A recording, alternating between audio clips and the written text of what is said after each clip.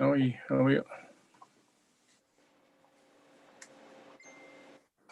now streaming live on YouTube, Chairman. Okay, supposed to make a start. Good morning, everybody.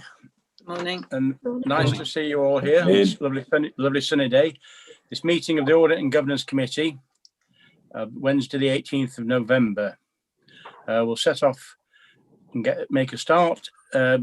Record of attendance. Elaine, have you taken a roll call? Yes, thank you, Chairman. I have had apologies from Councillor Jimmy Brooks and Councillor Terry Knowles, and we've got Councillor Swanson substituting for Councillor Knowles today. I'll just read down the list. If you could just indicate whether you're present or not for the benefit of the recording, please. Councillor David Andrews. Present. Councillor Adrian Benjamin. Present. Councillor Jimmy Brooks is an apology. Councillor Colin Davey. Present. Councillor Will Grover. Right, I'll come back to that. I don't think he's joined us yet. Councillor Hibbert Greaves. Yes, I'm here. Councillor Ros Jackson. Present. Councillor Terry Knowles is an apology. Councillor Makinson Sanders. Yes, I'm here. And Councillor Jim Swanson. Present. And we have our two independent co-opted members, George Kravich. Present. And Walter Lishenko. Present. Thank you. I take it we haven't got Councillor Grover at the moment. Thank you. That concludes the roll call. Thank you, Chairman. Thank you. Right. If I can just ask you, if you're not speaking, to mute your microphones, so we're not all talking over each other. Right. Item number 2, which is declaration of interests. If any, I have got one. In relation to those various items, whilst I have a connection to PSPS and the coastal bid, I'm a director of both. On this occasion, the nature of the interest is not one that prevents me from taking part in the debate or voting. So if anybody else has got any, as long as that's noted, and anybody else got any declarations. Jill. Whoops, Daisy. One of my sons is responsible for the business grants, which I think is going to be a subject of an audit next year. Right, thank you. Anybody else? No. Right, we'll press on then. Chairman's update. I have nothing dramatic to tell you. I'd just like to thank all the officers for some of these reports are really good and also very understandable, which is nice. I won't say that. Sorry, excuse me, Chairman. We just missed the minutes out. Item 3. Sorry. Yes. Finished. Sorry. I'm not with it yet. Sorry about that. Yes, the minutes. Have we all read the minutes and digested them, and are we happy with them, or would anybody like to make a comment? Any comments on it?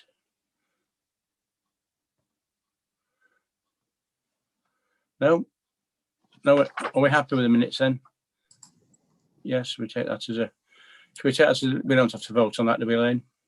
No, we don't. No. I think general. Just to confirm, there are 2 sets of minutes, one from the last meeting and then the on 15th of July, and then the extraordinary meeting held on 30th September. Okay, fine. So we're happy with those. Getting back to Chairman's update, well, there aren't any. So I'd just like to thank all the officers for some of these reports, which are very good and very legible as well. They've been made quite, this time I think they may have been made quite understandable for us lay people. Moving on to the item number 5, the action sheets. I think they're all complete. Sorry, I think we're all complete on those, to the best of my knowledge. So, Mr. Chairman, could I comment on number 6, where certainly. Pete Davey has told us that we have to go? I expected a list of Section 106 agreements, not being told to go to a website, because it's actually quite useful to have them written down on a piece of paper in front of you, because if you want to bring them up at some other meeting, you've actually got something in your hand to do. So I wasn't really sure that was the reply we wanted, but that's just a personal, personal thing. I'm just looking for it now. I'm sure we can ask them for them to be listed. If that will make you happy. Well, it seems a bit pedantic, but it is quite useful when you go to other meetings, and you can pick something out more easily then, because you can circle it and you can pick out what's gone on in your ward and whether it's in a lot more effective way somehow. I'm still old-fashioned and like pieces of paper, you see. I can't fault you for that. Okay, well, we'll see what we can do and get those printed up. Anybody got anything else to say about the action sheets? Say they've all been acted on. So no, right. So we'll move on then. The internal audit progress report. I didn't realise that the Kingfisher caravan park was actually part of that same thing, because it's on another piece of paper. I just wanted to ask Mr. Sibley. I didn't agree with some of the claims in what was written about Kingfisher. If that were a public company, how long would they sustain a £1.2 million loss? And how do we tell the ratepayers? We're always banging on about looking after the vulnerable, but if we're losing 1.2 million on Kingfisher, that's a lot to make up in a short time to make that viable again. So the question is, how if we were a private company, how long would we tolerate losses like that for? You know, this is public money. 1.2 million is a lot of money to lose, and I'd like Mr. Sibley to comment on that, please. If I can, Chair, the £1.2 million is a loss sustained because of COVID this year. It's the same as the loss we've sustained on car park income. Other councils are sustaining on leisure centres, that type of thing. It's not fair to make the comparison to a private company, because we're a local authority.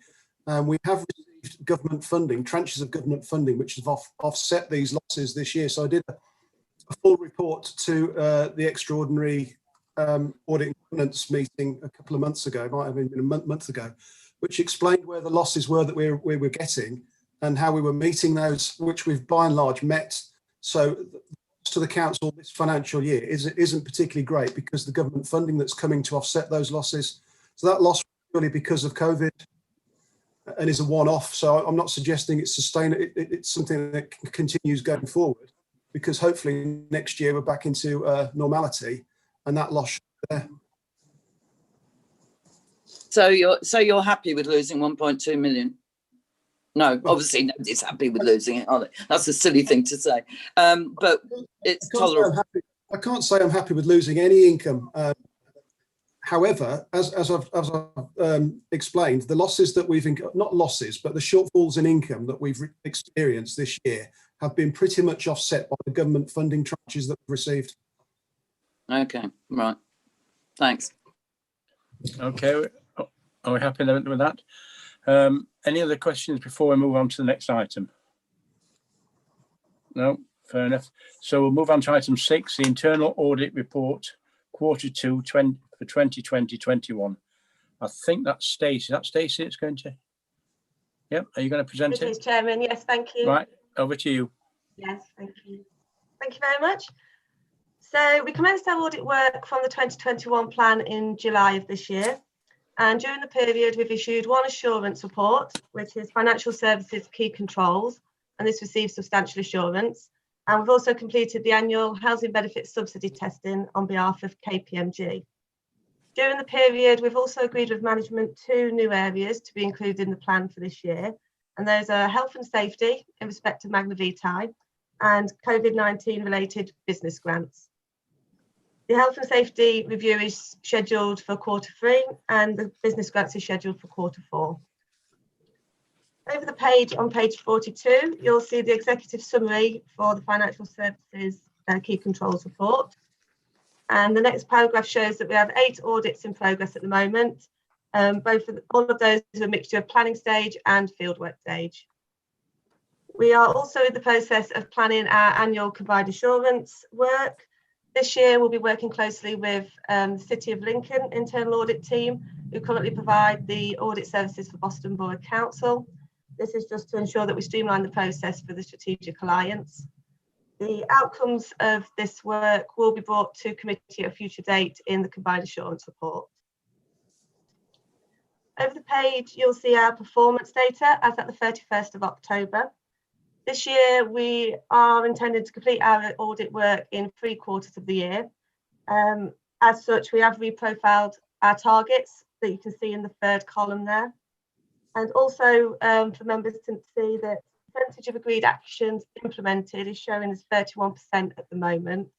That's primarily due to a large number of actions relating to the new finance system.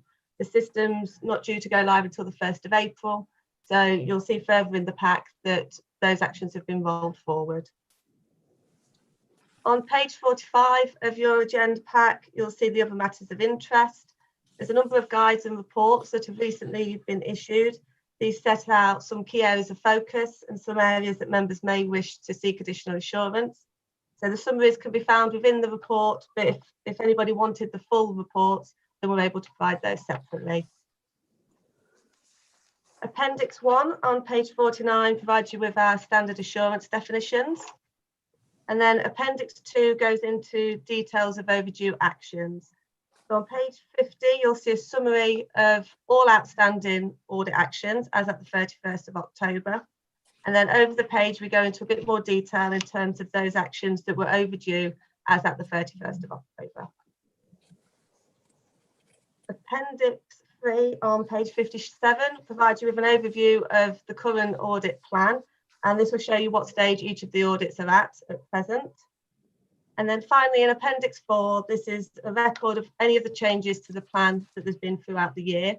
So the first page shows you the deferred audits that was agreed at a previous committee. And then on page 60, this confirms the 2 new areas that we've added and also confirms that Section 106 agreements remains in the plan. And happy to take any questions. George, I think you've got your hand up. Yeah, thank you, Chairman. There's in the terms of the overdue actions, there's a significant number dependent on the new financial systems being introduced in April, and that's when the actions will be completed. Does that mean that the systems will be actually operational at the beginning of April 2021, or will we start implementing them, and therefore some of the recommendations will be completed later than April 2021, when the financial systems have actually been implemented in full and are operational? Thank you. So if I may, Chair, so a number of the actions will be complete by April because a number of the processes will have been agreed and put into place in respect of the new financial system. So as an example, in respect of the authorisation matrix, that will already be embedded within the system before go live. There is potential for a couple of the actions to roll forward if we deem that additional testing is needed to ensure that they've been implemented fully. So again, if I may, Chairman, for clarification, the systems will be fully implemented on the 1st of April 2021. As far as I'm aware, that is the current intention. Yes, I mean I believe Adrian or Ellie may be best to confirm that, but yes, our current understanding is that that's the go live date. Thank you. If I may, Chair, yeah, I can. Yes. I can confirm that is the go live date is the 1st of April. Excellent, thank you. Councillor Ros Jackson. Thank you, Chairman. Just a couple of, one's a question, one's really a point. Page 55, I mean, there's a couple of actions about Business World consultancy,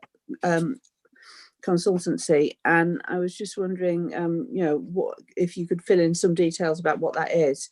And on page 59, you talk about the wellbeing deferral. I mean, one of my concerns about that deferral is when well-being is busiest is probably when audit is most needed, and I don't think you can win on this, but it is a concern that audit's going to be really quite busy and making a lot of well-being's going to be quite busy making a lot of transactions, and that's when you need it. So that's all. Thanks. Yes, thank you for that, if I may, Chair. So in respect of Business World Consultancy, so this was a review that we did last year in respect to the finance system. So we worked closely with the finance team as they started to implement the system. So those actions have just been rolled forward in line with the new go live date. So they were previously due before October, now they've been moved forward to March. In respect of wellbeing, yes, I completely understand your perspective there. A decision was taken to defer the review simply because of the operational pressures that the team are facing during this period and obviously continue to face. But when we do undertake the audit, it will be a joint audit across all of the partners. And so that we will look back over the period during COVID to look at processes as well as how well they've managed during this process, any improvements. And so, as I say, that has been agreed to be deferred to next year. Thank you. Walter? Oh, sorry, it's Councillor Meckinson-Sanders, sorry. Thank you, Mr. Chairman. Do the changes to the financial systems need alterations to our constitution, please? And the other question is, I'm completely confused about why we're doing Magna Vitae work to review compliance with health and safety obligations. Surely that's something that as a charity, a standalone charity, why are we doing it? If somebody could explain it, no doubt I'll get the idea then. Thank you. Sorry. Anybody Yes, to pick up? if I can, Chair. Yep, please. So in respect of the Magna Vitae review, so our standard health and safety audit usually excludes this from scope. The council does have a number of responsibilities with regards to health and safety. So this review is primarily to ensure that the council are meeting the obligations and they've got obviously adequate oversight for that. Chair, may I also come in there? Yes, but certainly. Councillor's quite correct there. It is a separate organisation, but we do have responsibilities as a client role to oversee that they are doing things in the right way. The other thing I would point out here is this audit has come about because of a whistleblowing complaint that several members will be aware of that came in about 4 or 5 months ago. We investigated those complaints, but several members also raised concerns and said that this should be subject to further review. And we agreed at that point that we would do a further audit specifically on the MV actions, which is why this has become a separate audit. Oh, thank you. That's useful. Thank you. And what about the changes to the constitution for the finance things? I don't think it should make any difference to the constitution, but I will look into that and come back to you separately if that's okay. Thank you. Walter, would you like to? Thank you, Mr. Chair. Just 3 points, if I may. I note from page 43 that the council intend to embark on the next audit programme using the combined assurance report, which I'd like to commend. I've seen this approach and it looks very comprehensive. I wonder, Stacey, if you could tell me where else have you used this approach with other councils or organisations, and how successful has it been? Yes, no problem. So this approach is used at all of our clients currently, including the county council. It's an approach that's been in place for a number of years, and from our perspective, it's been very successful. It gives us a very good insight into the entire council and the risks and emerging risks that the authority is facing. It ensures that we have a robust audit plan for the future year, and also is a management tool to enable management team to monitor those key areas of risk across the council. Thank you, Mr. Chair. If I could just follow up with that. Certainly. I would like a copy of the guide which you mentioned, the guide for audit and risk for audit and risk committees on financial reporting. I would certainly like a copy of that, so I'm not sure if any other members do. I'm sure that will be interesting reading. I also, just on Appendix 3, it was a point I think I made at the last meeting, or one of the meetings anyway. The planned audit for project and program management. I did ask the question about what standard that's going to be carried out against, and I was told that it would be carried out against the council's own standards. I think the question in my mind is about how that checks and how it compares to national standards. I'm wondering if it might be sensible just to do a sanity check and make sure that the council standards compare well with national standards. I think I'd like to see that assurance while the order's being taken out. Yes, absolutely. Yeah, So that is okay. something that is included within the Lovely. review. Thank you very much for confirming that, Stacey. Chairman, that's all my questions. Thank you. Thank you very much. Any more questions for anyone? No, I can't see any more questions. Right. Thank you, Stacey. That was an excellent report, as usual. Thank you. And I'm sure if there's any, you'll get out the various bits of information to everybody when you can. Yes, Right. absolutely. Thank you. Thank you. Moving on to item 7, the audit completion report year ended 31st of the 3rd, 2020, to receive a report from Mazars Limited. Sorry, LLP, not Limited. Who have we got from Mazars? That would be myself, Chair. Right. Over to you, sir. Thank you and good morning to everybody. Our audit completion report set out before you. I'd like to take you through just a few of the salient points that I think would be most helpful for you as an audit committee. My first starting point, though, is, and I appreciate that I'm sure you've been through this 101 times, but I think it's absolutely pertinent that I say it every time that I meet with my clients. You cannot underestimate the impact that COVID-19 had on the finance team's resources and time. It was a significant amount of time and effort that had to go into everything else, let alone producing a set of financial statements that you have here today. So I want to offer my sincere thank you in front of you as members to the finance team and all of the supporting officers that have helped us get to this point. In terms of our role and conclusions, they broadly centre around 3 areas, which I will just highlight for you. In terms of the financial statements work, is substantially complete. There have been a couple of hiccups along the way, but there's a couple of pieces that I think is really important to bring to your attention here. Firstly, there are two significant risks in our accounts relate to the valuation of land and buildings, and the other is the pension fund assets.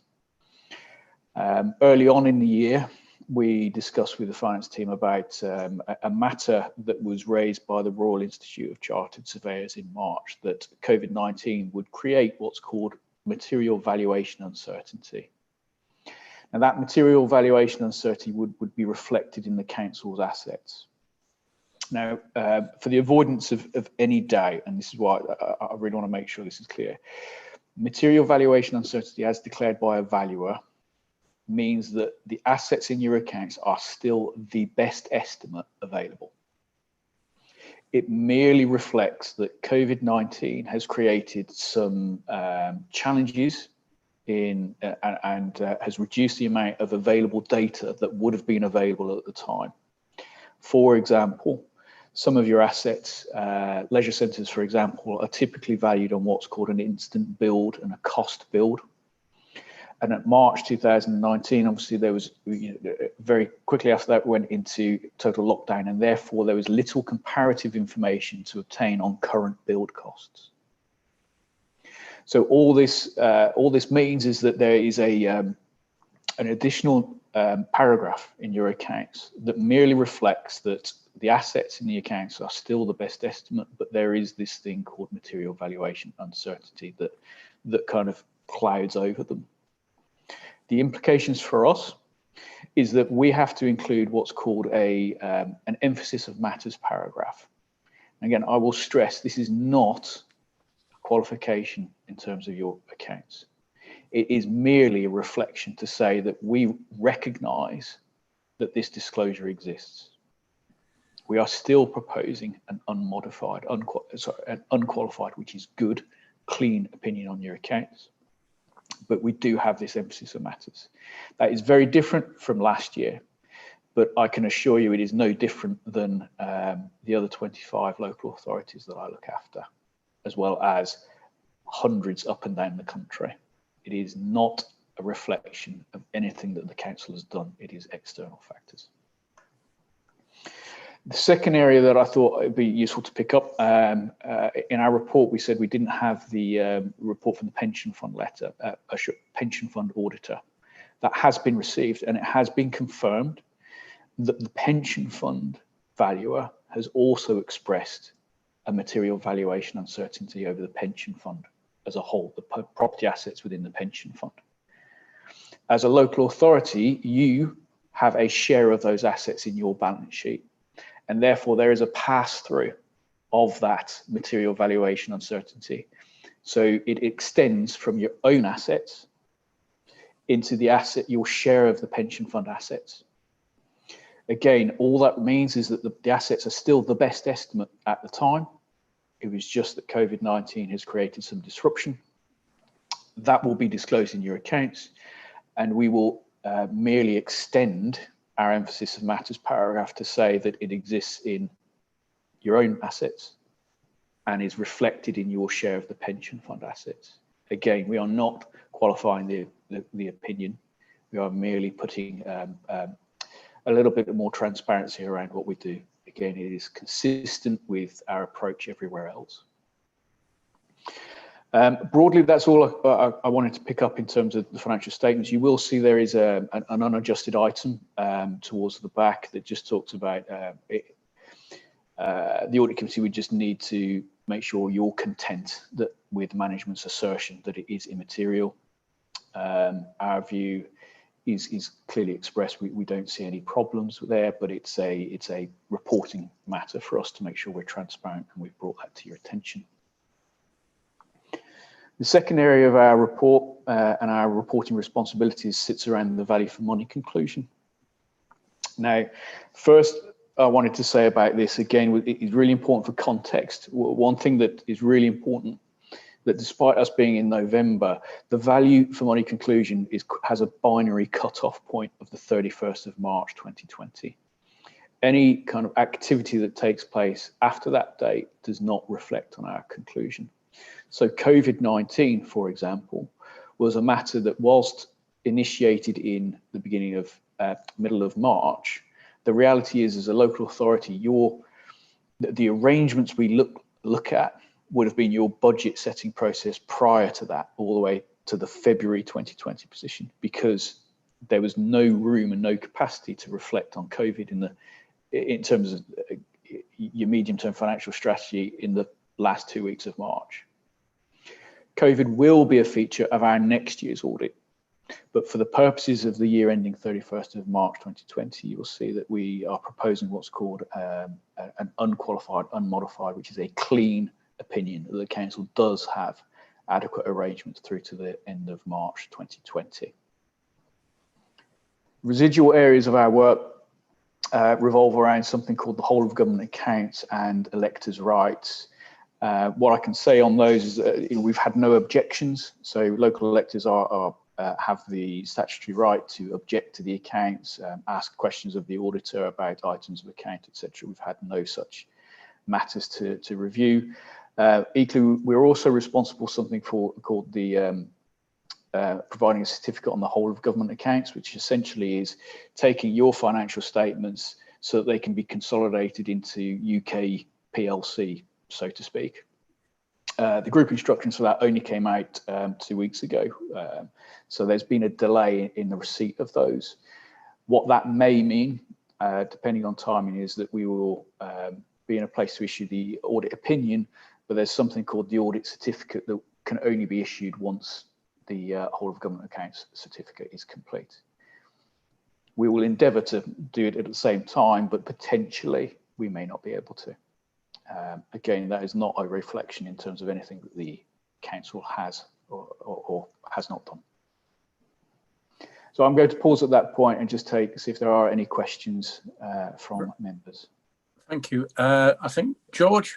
Yes, thank you, Chairman. I actually, this is a question to the auditors or to Adrian and Michelle, but in the report on page 76, it says the council should revisit its commercial investment strategy, etc. I wonder what actions have been taken by the council in relation to that recommendation. I think needs to be taken into account. and linked to that, I don't know if members are aware that there was an article in the Municipal Journal last week indicating that East Lindsey was regarded as at the top of the list in terms of vulnerabilities to economic consequences in relation to the COVID situation. And I wonder what actions the council are taking in relation to that. And Michelle was quoted in that, so I don't know if she wants to comment as well. Thank you. Anybody want to reply? Mr. Chairman, do you want me to go first? Yeah, yes, please. Thank you for the question. We have got several schemes in place. Obviously, the business rate scheme starts this week and is being launched, which we will continue to promote heavily with all our local industries and businesses. We also are continually talking to our businesses as well in terms of how we can support and signposting.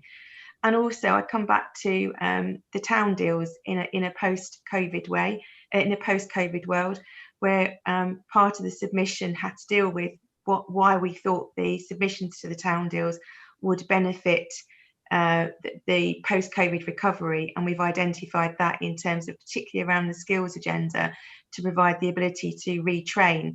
We're really mindful that many people have been in work and thought that would be their job for life effectively, and now suddenly find that they have to retrain, and we're seeking to maximise those opportunities, again working really closely with partner organisations.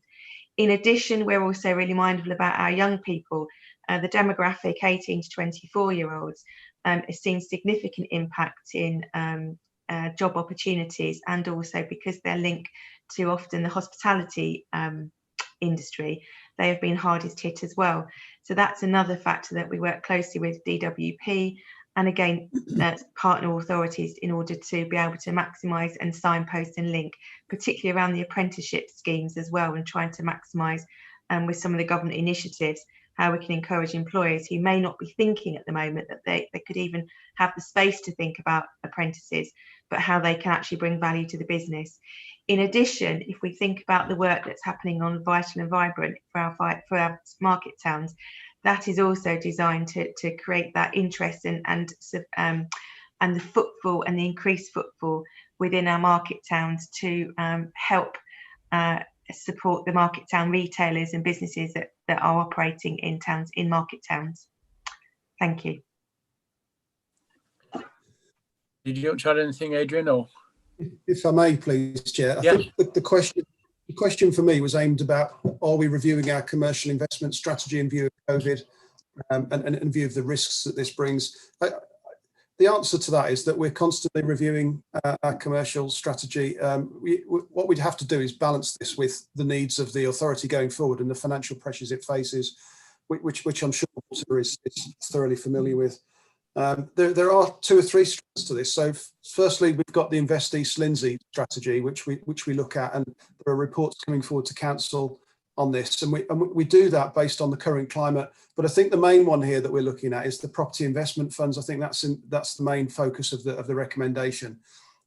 You will see after this meeting today, there is I can't remember the name of the one coming in today. I think it's I can't remember the name of the investment fund manager that's coming. No, but AEW. AEW. Thanks, Elaine.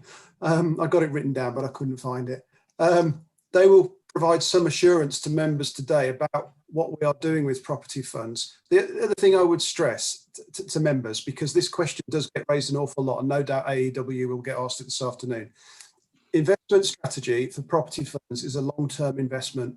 As long as we're continuing to get the annual returns from it, the actual value of the property is largely immaterial in the short term. It's only becomes relevant when you come to sell it. And this is a 50-year scheme. So COVID will have an impact for the next year or two, but it's important to bear in mind that these are long-term schemes.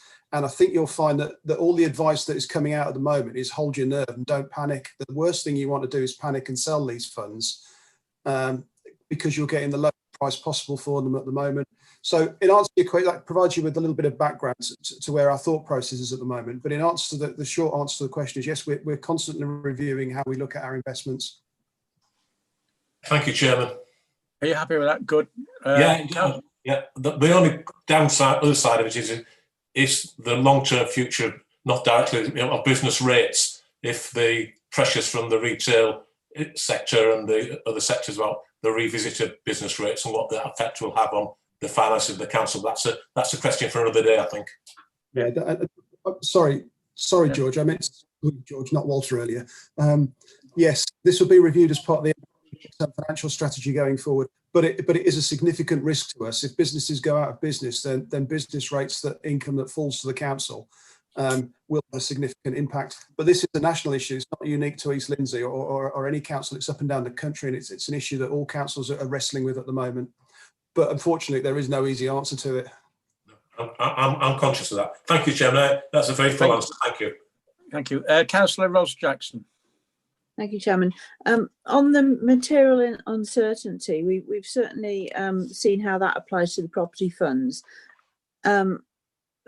Because this goes to March 2020, a time when things were pretty uncertain, my question really is about how going forward this compares, because I know with the property funds, a lot of the material uncertainty over the summer was lifted. Are the transactions and the data behind that going to be similar for the council in terms of things getting lifted in summer and then perhaps reimposed when we went into the second lockdown? So we're in and out of material in uncertainty for that as we go in and out of deep lockdowns. Thank you. Who wants to answer that? I mean, I'll give a shorter answer. Some of that requires some crystal ball glazing, in that if you forecast through to the 31st of March 2021, the valuers will need to reassess whether there is sufficient data available at that time. What I'd also like to point out is a lot of the valuation uncertainty is pinned on the council's land and buildings. So things like the leisure centres, things like town offices, and those that the fair value in the financial statements, as I said, is based on build cost and instant build cost, not a recognisable transaction value of instant sale. So the uncertainty that sits around that is a different kind of uncertainty to the conversations you're having around investment funds. The position on those will be what it will be. I think Adrian correctly made the point that your investment in these funds is a way or is a long-term investment, and you have an active agent managing those funds for you, which is a slightly different proposition than those authorities that have taken over the ownership of the direct ownership of properties and therefore has brought the risk a little closer to them. Again, if I reflect a little on the kind of the comment and the question that we raised in terms of that report, it was, we make no judgment over whether this is or is not an appropriate strategy for yourselves. That is a council-led decision. What we want to be clear on is that there is proper what we call informed decision making, and all we want to point out is that as you review and as you pursue and as you adopt, you reflect on the fact that there are increased levels of governance coming through, increased levels of scrutiny, and you just need to be cognizant of those as you make those decisions. Thank you. Thank you. Are you happy with that, Ross? Yes, thank you. Okay. Moving on, Councillor Jill Makinson-Sanders, please. Thank you. Well, I was going to pick up what George picked up. I don't have much problem with our money put into property funds because they're managed by professionals who know what they're doing and that is their full-time job. I went to the thing on last week about Invest East Lindsey, and I do have concerns about that because I'm not, particularly because Councillor Fry said he's having sleepless nights about some of those investments. And I just wonder, we're ploughing loads of money into tourism projects. Is that the way forward? And I'm going to pick up about vital and viable in Louth, I have seen, I don't know where on earth you get the idea that it's so successful, because I have seen nil results whatsoever. I went to all the meetings and so forth. I think the council is kidding itself if it thinks that that's doing anything for market towns, because it isn't. Thank you. Chair, may Yes, I come in? yes, please. I don't know anything about the second point that the councillor was making there, but in terms of Invest East Lindsey, we have had discussions at this at senior management level. And what we are looking to do in the future is bring something back so it goes through either scrutiny or audit and governance on a regular basis, so that there can be a regular appraisal, if you like, or challenge of what's happening in Invest East Lindsey, because it is a significant arm of the council going forward. That other members should get the chance to see that, rather than just the cabinet and full council when it approves final reports. So we are looking at either bringing that forward on a regular basis to either overview and scrutiny or this committee. I'll be guided by members as to which one they prefer. Both. I think it'd be useful to have both, really. But thank you for that. That is reassuring. Thank you. Thank you. Walter Lachecco. Thank you, Chairman. Adrian, a question for you, if I may. We have covered this to a certain degree, and George has covered it very well. On the VFM page in Mark's report, we've referred to it already. There are about 4 bullet points which points to the uncertainty under the VFM section. We've already talked about the risk around realizing savings and income and losing income, and it's a loss of income through the investment strategy. We've talked about that, and suggesting it should revisit its commercial strategy. I'm just trying to see how that chimes with your statements, Adrian, in the draft management representation letter. You've talked about the fact that in your view, there's no need to undertake an impairment review, and there are no issues ongoing concern. Are you comfortable, bearing in mind what Mark has said in his report about the uncertainties in all these areas we've discussed?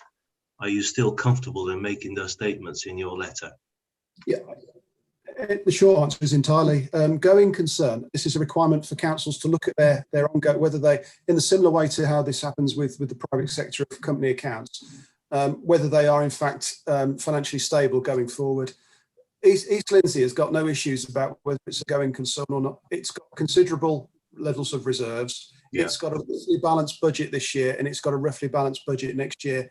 It's no different to any other council that going forward, in that it'll have to make budget savings the year after that. That's the same for every council up and down the country.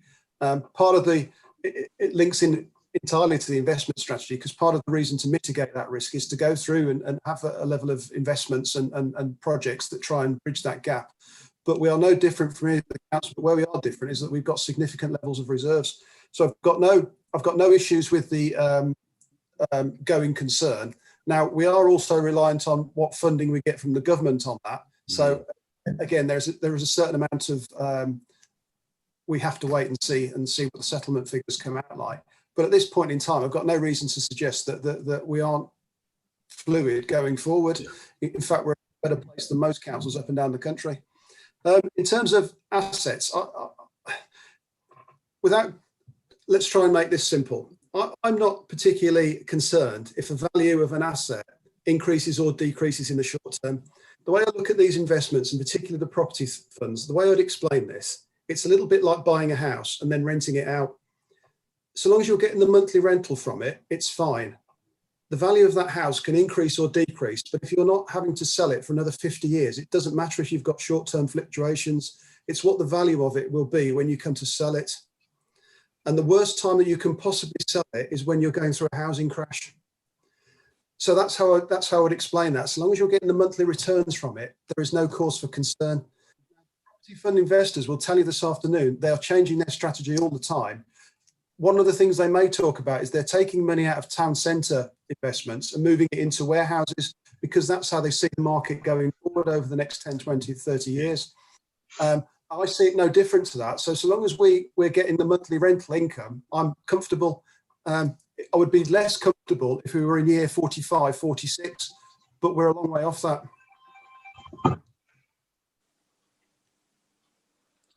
Okay, thank you, Adrian. Thank you for that. Are you happy with that, Walter? Yeah. Yes, I am. I just wanted to check that Adrian's comfortable. It's obviously that Mark is giving a realistic view of what he's seeing up and down and what the risks are going forward. I just wanted to check that Adrian was comfortable with his statements, and thank you for your reply. Thank you. Any more questions? No? Well, if not, thank you, Mark, for that. It was a very useful presentation. Thank you. We'll move on to item number 8, approval of the financial statements 2019-2020. And I do believe that's Ellie Stacey. It is. Thank you, Chairman. Thank you. Over to you. Thank you. So we've received the update from Mazars regarding the progress of the audit and the items that are still to be completed. So obviously we will continue to work with Mazars going forward to ensure that they are completed as required. I'd just like to draw your attention to paragraph 1.4 of this covering report, which details the amendments that have been made to the financial statements since they were brought to this committee on the 15th of July. So I think the largest one to bring to your attention is the accounting treatment for the contribution to PSPS for the intangible assets. We've amended the accounting treatment from capital expenditure to revenue financing from capital under statute. All that effectively means is that it's a contribution to PSPS as opposed to capital expenditure and capitalising it on East Lindsey's balance sheet on the basis that PSPS capitalised it and accounted for it on their balance sheet. So all of the primary financial statements and notes have been updated to reflect this. And this was actually something that PSPS identified during our review of the accounts, and we brought it to Mazars' attention that we would correct it. So that has been actioned. In terms of the additional explanations that Mark discussed previously on the material valuation and certainty regarding the property, plant and equipment, and also the pension fund property portfolio valuations, those disclosures have been made in the relevant notes within the accounts. And as Mark said, that just means there's less certainty around those figures and a higher degree of caution is required. Doesn't mean that the valuations cannot be relied upon. We've made some small presentational adjustments around some of the property, plant and equipment notes, some capital related notes and grants for greater clarity, but we didn't require any journals or any accounting adjustments to be processed for those. It was just a case of some presentational requirements between some of the notes and the figures to make sure that the accounts were presented as required in line with the SIPFA code of practice. The item that Mark brought to your attention, the unadjusted item for £82,000, we initially included an accrual for payment of an amount to the pool for the business rates pooling arrangement, and that was an estimated accrual at the time we produced the accounts. It was subsequently found that we had under accrued by that value, but in discussions with Adrian, we considered that it wasn't material and we didn't adjust it. Section 2, going concern, as Adrian's already explained, we've got various arrangements in place that justify and explain why the accounts were correctly prepared on a going concern basis for 2019-20. And obviously this is an area of greater focus given the current economic situation. So we're comfortable that the going concern applies for the accounts for 19-20. We've made no further changes to the accounts other than the ones that I've brought to your attention. So on that basis, we are asking the committee to approve the financial statements, including the annual governance statement and also the letter of representation as they have been presented today, but also to delegate authority to the chairman of this committee and the Section 151 officer to sign the revised statements if any further changes need to be made during the conclusion of the audit. And I'm happy to take any questions. Right, Councillor Ross Jackson, please. Thank you, Chairman, and thank you, Stacey and the team for the work that you've done on this. Just one question, because you talk about going concerns, and what I would like to know is at what stage do discussions on unitarisation? I mean, they came and they went this year, so they wouldn't apply to last year's accounts, but they could apply in future. At what stage do those kind of discussions affect the concept of the council as a going concern on the accounts? Is that something that would actually affect the accounts at all, or would it not be relevant? Thank you. I can answer that, Adrian, if yeah. you like. So I was going to say it has no effect on the going concern assertion, is the very, very short answer. The going concern assertion is based on the continued provision of services, no matter what form they are in. So where there's been reorganisation in other parts of the country, such as Cornwall, it does not affect, because the service is still being provided perhaps by an amalgamated body, does not affect the going concern assertion. Thank you. Adrian, do you want to say something? Similar to Mark, really, Chair. I was just about to say, well, two things there in answer to the councillor. I think the discussions around unitary have now taken a backward step and are likely to be off the table for a couple of years.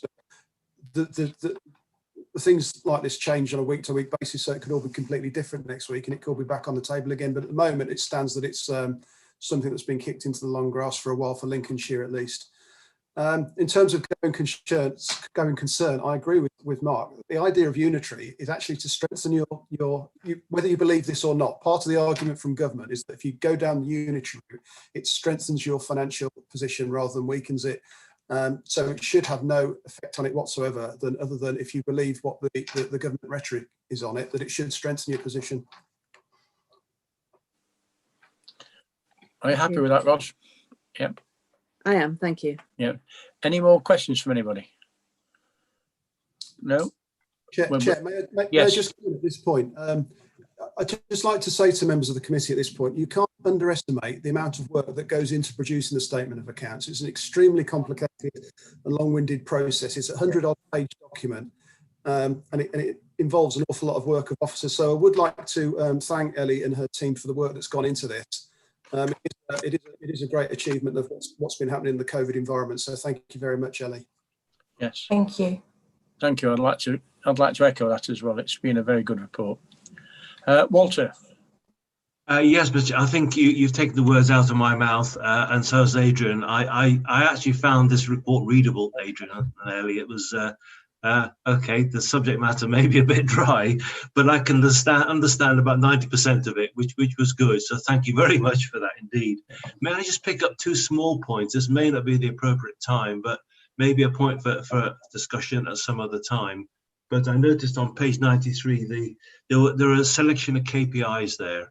And one was the waste recycling rate, which I saw last year, I believe, and I thought it seemed particularly low. And I visited a site, and one of these comparative sites, League of Tables and so on, obviously our council's fair, and I think the site was the Let's Recycle site, and I think East Lindsey was 226th out of 300 and something.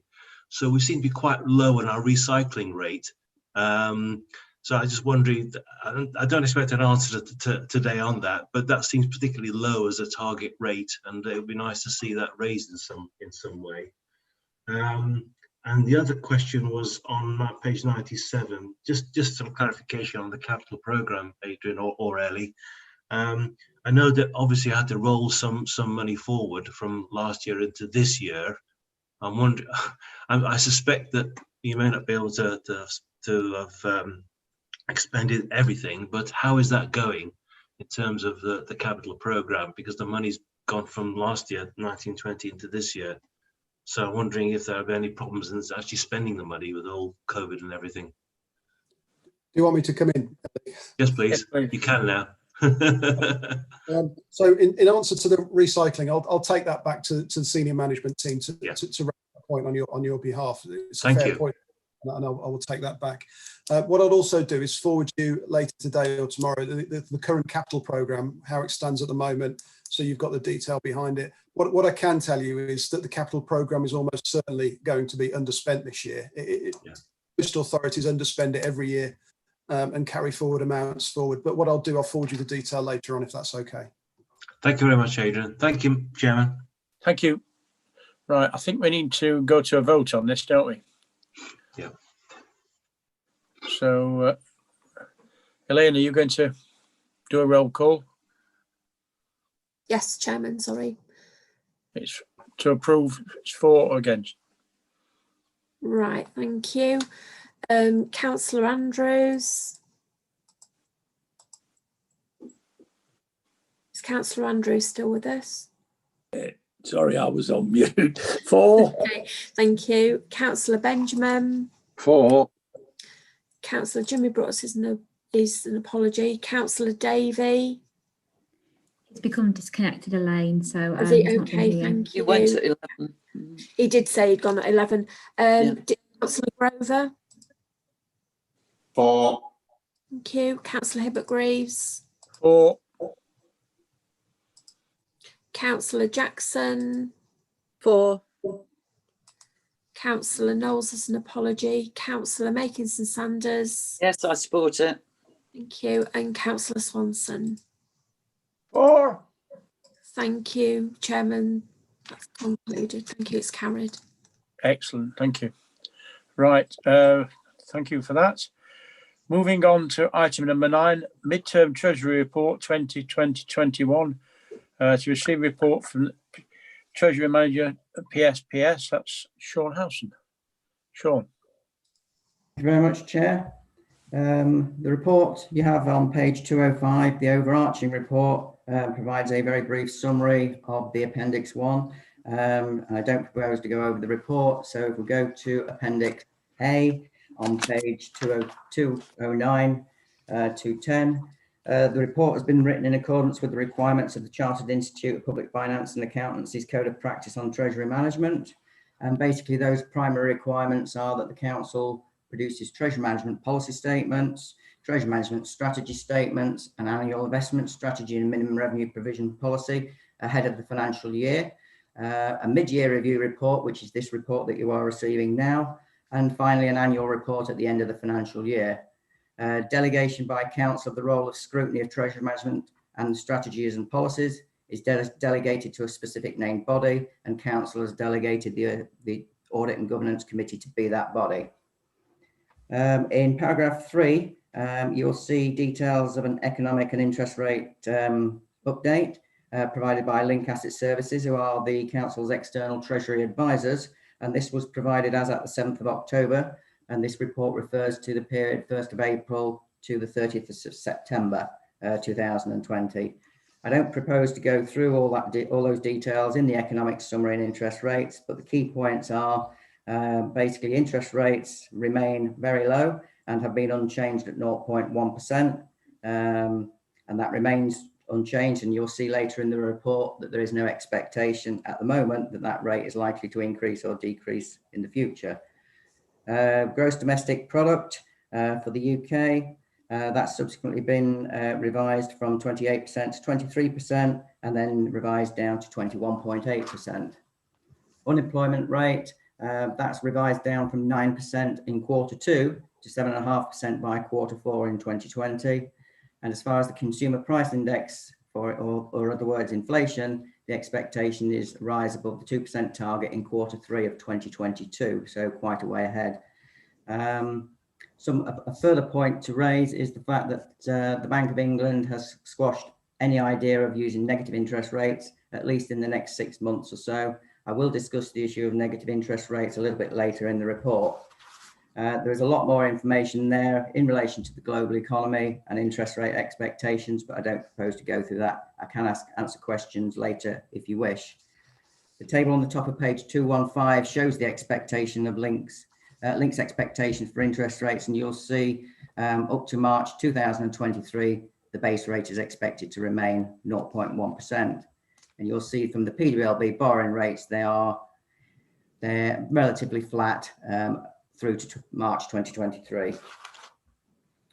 On page 217, there is a list of downside risks to the current forecasts to gilt yields and PWLB borrowing rates.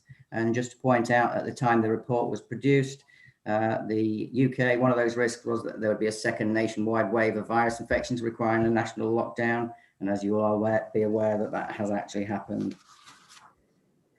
And also on page 218, we have the upside risk to the forecasts for information purposes. Paragraph 4, Treasury Management Strategy Statement, that was approved by Council on the 4th of March 2020, ahead of the financial year. And there are no policy changes to this strategy being recommended.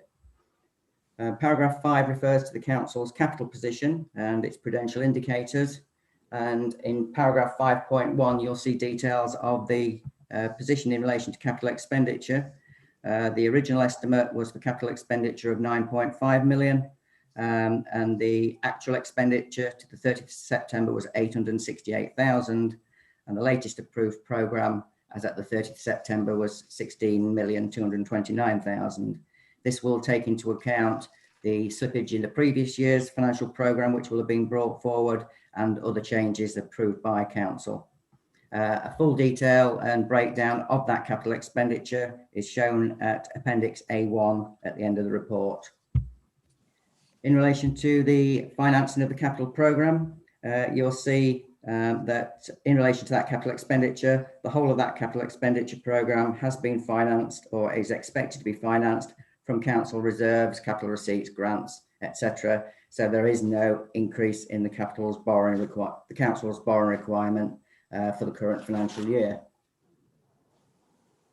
The table, paragraph 5.3, this refers to the council's capital financing requirement, which is effectively the council's underlying external need to incur borrowing for a capital purpose. This borrowing can be externally provided or it can be classed as internal borrowing. And you'll see from that table that the original position for the capital financing requirement for 2021 was just a fraction under 24 million, but that position has reduced to 22.5 million as a result of the council going through its final accounts process last year and making a voluntary revenue provision, which had the effect of reducing the capital financing requirement. And at the bottom of that table refers to the operational boundary for external debt, and that has been set at 38 million and remains at 38 million. The original estimate for the CFR, as I stated, in 2020-21 didn't include the adjustments in the accounts, which I've referred to. Limits to the borrowing activity. Effectively, the council has to set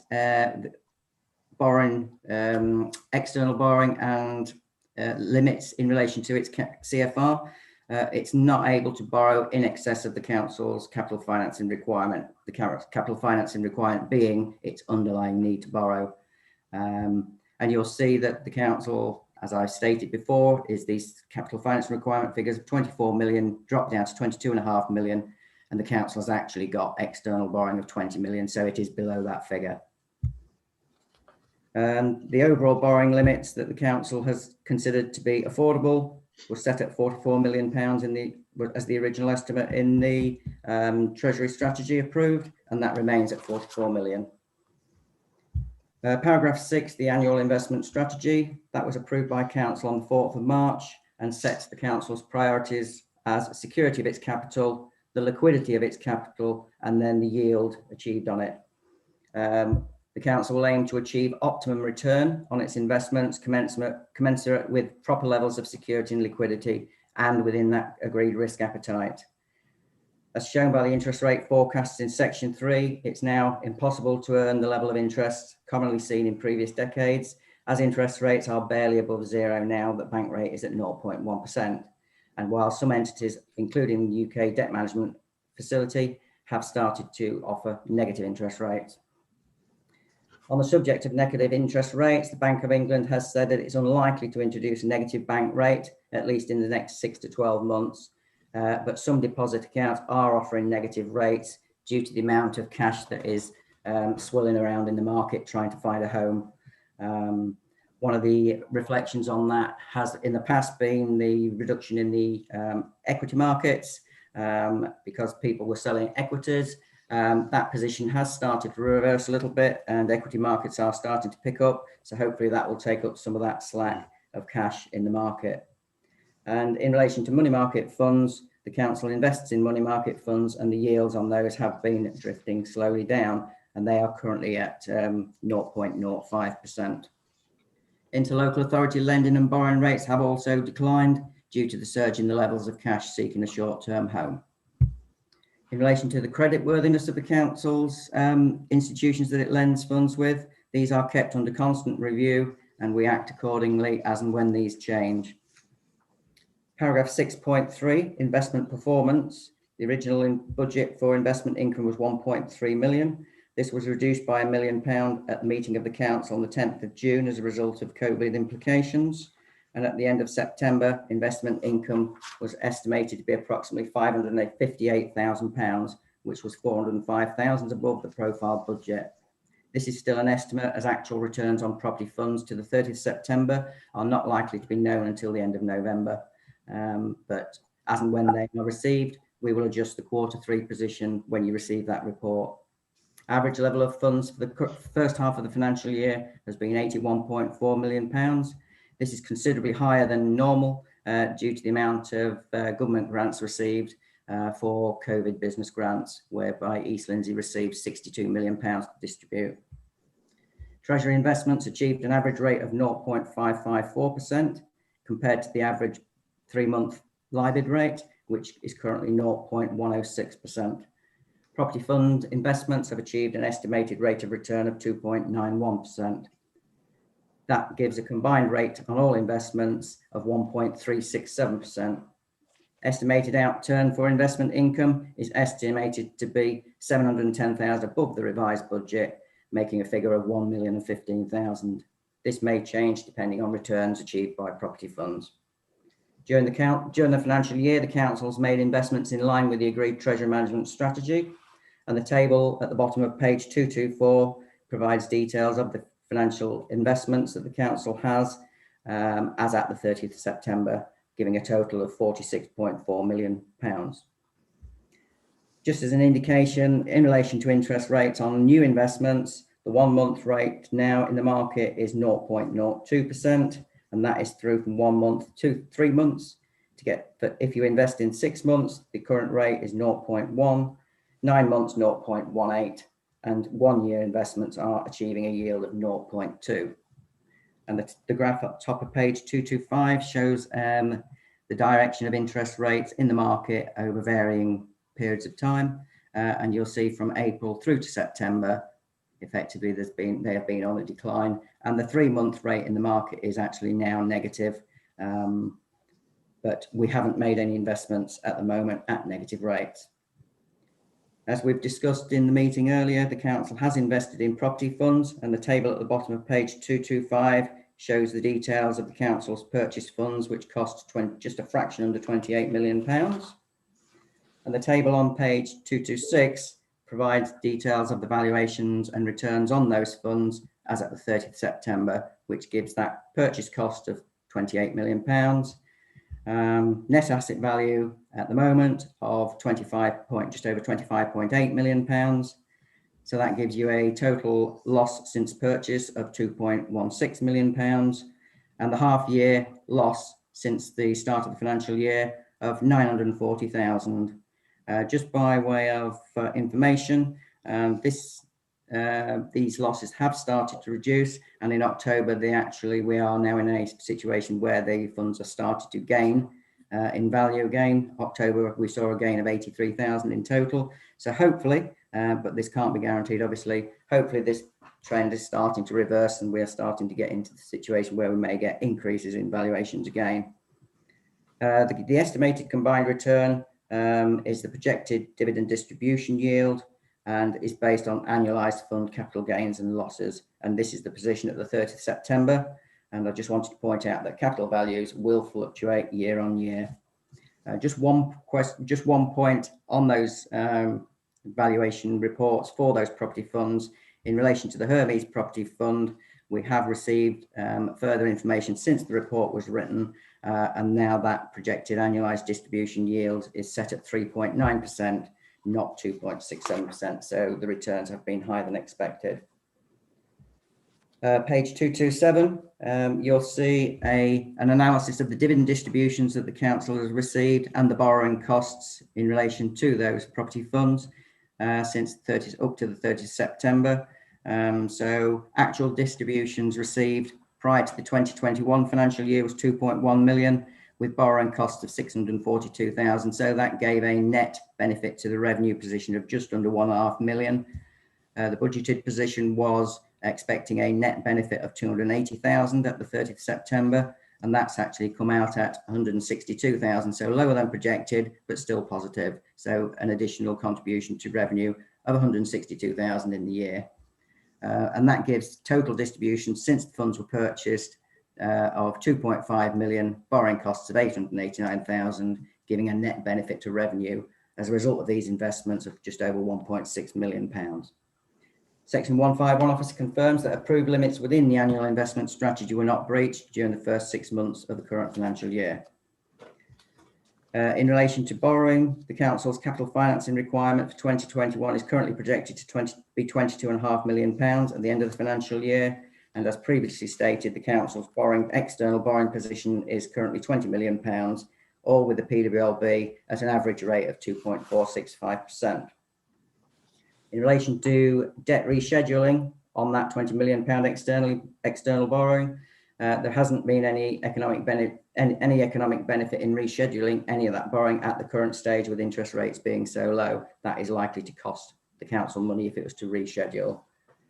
And in relation to compliance with treasury policies and prudential indicators, the council has to report if there's any deviations from that. And I can report that we have operated within the treasury and prudential indicators as set out in the council's treasury management strategy statement.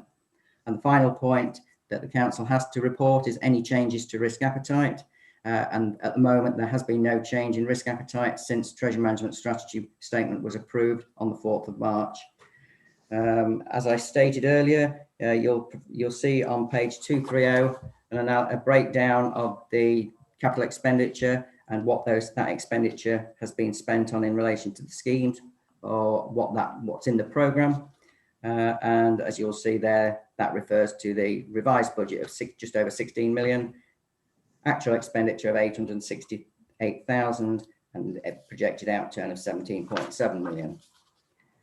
The recommendation is that members of Audit and Governance receive and review the contents of the report. And that concludes my report. I'm happy to take any questions if you have any. Thank you, Sean. That was excellent. Councillor Jill Makinson-Sanders. Whoops, Daisy. Yeah, I just want to say thank you to Sean. It's always my favourite bit of this agenda because I do find it really, really interesting. I find it interesting personally, just as much as interesting on the council's point of view. So thank you, Sean. It's really good reading. I just wanted to query with Adrian why there'd been no change in risk appetite since March the 4th this year, given that we're now however many months, 8 months into COVID. Why hasn't our risk appetite changed? Adrian. Thanks very much. You've thrown me with that one, I have to say, because I'm just picking up on Sean's comment as well. Just give me a little bit of thought on that, so I can just come back to you in a minute, if that's okay. Okay. While you're having a quick think, George, would you like to? Thank you, Chairman. It's much to the point in terms of the capital programme. It's addressed to Adrian again, I think. I understand the COVID underspend arguments. Have we any idea actually what will be the proper projected outturn for 2021? I mean, I know it won't get to 17 million, but to get to what we did to get half of that, there's going to be a heck of a lot of spending needed in the next 3 or 4 months. What's a realistic projection in terms of doing it, and why in some of the areas is there an underspend? Some of the areas I find it difficult to understand, like disabled facilities grants and stuff like that. I know we've had a discussion on that before, but I'd have thought that would have been relatively progressive in terms of people applying for it. So I'd like an explanation on that, if I may, please, Chairman. Okay, I can answer that one straight away. Well, when I forward to Walter the capital programme, I'll forward that to you as well, because that gives you a breakdown of what the programme is, what's been spent so far, and what our prediction is for the year end. We are somewhat tied in the hands of budget holders who keep telling us that they'll spend this money, and then we get to the year end and they don't. So there is a challenge from me each time that we have these meetings, but you'll experience this from other councils. It tends to be at the year end that the underspends are crystallised more so than during the course of the year, and it's a constant challenge to get budget holders to predict accurately what they're going to spend this year.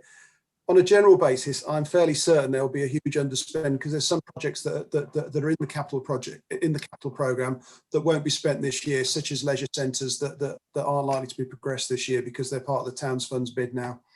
But I will forward that detail to you. I've got to confess, George, what was the other question? As I was speaking, it's gone out of my head. I feel a bit bombarded. Particularly in relation to the disabled facilities grant. Mr. Chairman, if you look at page 32, I think that of the agenda, I think that does explain it. If you look at page 32, after liaison with the Housing and Homeless Wellbeing, so it explains why the grant wasn't given out. I think. Does that answer your question? I did spot that early when I went through the agenda. That was in relation to the part earlier in the year. I would have thought that there'd be some effort to bearing in mind the demand would be some increase to do it. Okay, so just to explain, disabled facility grants is a grant that's passed on to us each year through the county council, most of it, but also additional handouts as well as we go along. It's a demand-driven service that we get these funds for. There is a team that deals with them, and I'm not aware of there being a big backlog, but there is always a backlog, but I don't think it's increased necessarily. But the fund tends to be underspent each year anyway, and then that gets carried forward each year. So the fund tends to get bigger and bigger until there's a big purge on them, until demand until the funding stops. So I can't answer why there's not been more money spent other than it's demand driven. And the funds are given to us entirely for that purpose. And if they're not spent, they get carried forward. There's not much more detail I can go into on that unless George wants to give me an email afterwards. Does that mean that if we don't spend, we get less in the future because there's less demand? No, it doesn't. I couldn't begin to tell you how it's allocated, what we get given, but I don't think that there's any correlation between not spending it and future awards. Is there any clawback? No. Okay, thank you. Thanks, Chair. Thank you, Councillor Jackson. Thank you. Thank you, Sean, for this report. It's always very interesting. I've got 3 questions. First of all, are we likely to need to make another voluntary revenue provision on the property funds? Secondly, page 224. I think, I'm not really all that familiar with how opaque banks and other financial institutes are in terms of their investment exposure. But obviously with COVID, there's going to be quite a lot of exposure to certain areas of the economy, oil, tourism, retail, what have you, that are particularly vulnerable to the effects of COVID. Do you have any detailed knowledge of whether the banks or institutions, any of those banks or institutions on that list that we're putting our money with, are particularly exposed in this way? And do you have any particular concerns on any of those? And finally, the projected borrowing costs on page 227 at the bottom, the projected need to borrow 494k this year. Is that still a certainty that we're going to have to borrow that? And if so, what kind of repayment period are we looking at? Or is that something that we might get away with funding through internal borrowing? Thank you. Okay, thank you. Yes, your first. Yeah, sorry about that. I didn't know whether I was on mute. Yeah, your first point in relation to the voluntary revenue provision, what we'll have to do is at the end of the financial year, we'll make an assessment based on the fund valuations provided by our property fund managers. That may or may not take into account a material uncertainty clause, depends on the market conditions at that time.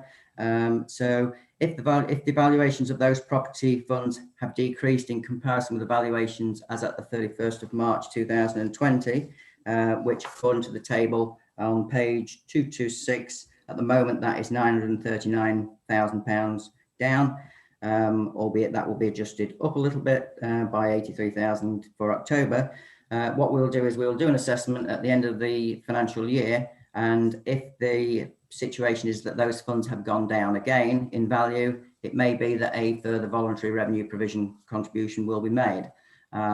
What the position then is in future years, as and when, the reason why we do a voluntary revenue provision is because in future years, if those valuations then do go up, you can actually make a negative voluntary revenue provision. You can reverse effectively those contributions out of revenue in future years. Whereas if you actually make a minimum revenue provision, once you've made those minimum revenue provisions, they can't be reversed in the future. So it's better to do a voluntary revenue provision for the benefit of the future year's revenue accounts. In relation to your second point on page 224, in relation to the effectively the security of the financial institutions, I can confirm that I don't have any concerns in relation to any of those financial institutions that are on that list. If we go back to paragraph, page 223, you will see what happens is the Link Asset Services, who are our external treasury advisors, we follow their credit methodology for financial institutions, and that takes into account various things like the external credit rating agencies' ratings for those institutions, and it'll also take into account credit default swap prices, which is effectively the cost in the market of insuring against a bank defaulting. Link have carried out some stress tests in relation to, as you'll see on that paragraph on page 223, and out of all the financial institutions that are on their counterparty matrix, there are no concerns in relation to the financial viability of any of those institutions that we invest with. Some may drop down a band, which means we would invest for shorter periods of time. For example, rather than investing for a 12-month period, they may then suggest that we only invest for a 6-month period. But they are carrying out stress tests to provide additional information to us in relation to the financial security of those financial institutions. And finally, your point in relation to the borrowing costs on page 227. The borrowing costs are certain. We have externally borrowed that £20 million from the PDVLB at a fixed rate. So we know for sure what the amount of borrowing we will have to, what amount of interest we will have to pay on that borrowing. So you can take it for granted that, like for the estimate dividend distributions, as at the year, you see the figure of 247175. That is an amount that is certain to be paid. Thank Chair, you. Adrian? Yeah, can I come back on the question of risk? I've been given some thought to this, and I'm still a little bit uncertain as to how to answer the question. All I can say is that when we make investment decisions, we are guided by Sean, who has a fairly low risk appetite anyway. So I'm not aware that we've ever placed high risk investments out. So we tend to work on a fairly low risk basis, which Sean can confirm. So I don't see why that would have changed, because we've already invested on a fairly low risk strategy anyway, where we put our assets into external funds. I can't provide any more explanation than that. Since it was my question, I would just have expected you to have, just as a reassurance to us, to have updated that. That was all. If I can come in on that point, Adrian, in relation to paragraph 10.1, effectively what we have to report is where an authority changed its risk appetite, for example, for moving surplus cash into or out of certain types of investment funds or other types of investment instruments. This change in risk appetite and policy should be brought to members' attention. Well, your Treasury strategy, when it's approved, effectively states the financial institutions or the counterparty criteria that we follow, the types of the financial instruments that you are happy for us to invest in, and we haven't actually deviated or changed from that strategy at the moment. We haven't made any changes to the types of investments that we are prepared to invest in, or in fact we have started to invest in, for example. So effectively we are carrying on in accordance with how we have done before, because we are comfortable that those investments that we are making are low risk, and we are aiming to achieve the appropriate rate of return as high as possible a rate of return in accordance with the security, liquidity, yield principle, and making sure we get value for money. Adrian. Thank you, Sean. It was the latter point that I was trying to explain, that we already operate on a low risk basis anyway for these investments. So there'd be no need to change that approach, was the point I was trying to make. Thank you. Does that answer your questions, Ross? Are you happy with that? No, I it's am, me. yes. I mean, sorry, go on, Ross. in terms of the kind of institutions, I mean, it's really just a question of how opaque that is or isn't to us, because I am conscious of the Icelandic thing and how we really didn't see that coming. Well, it was a whole different set of people at the council at the time, I think. But so there is that kind of distrust that I have of just relying on credit ratings and actually really digging into what's going on with these financial institutions, and the extent that you can't necessarily know it anyway. But thank you for that explanation. I mean, it is reassuring that you're doing everything that you can by the book. Thank you. Thank you. Walter, do you want to come in? Yes, I don't want to labour the point on capital, Adrian, but I just noticed at the bottom of the list, the public sector hub. I think there was planned expenditure of 4.7 million and we've managed to spend 211. Does that impact the council's aspirations for getting the public sector hub going? I looked at the risk register. I couldn't see any hint of any delays on the risk register. Is there any issue with the public sector hub? None that I'm aware of. I'm aware that the contracts are in the stage of looking at being let, and most of the expenditure for this should take place around about next September, October. Well, sorry, no, that's not correct.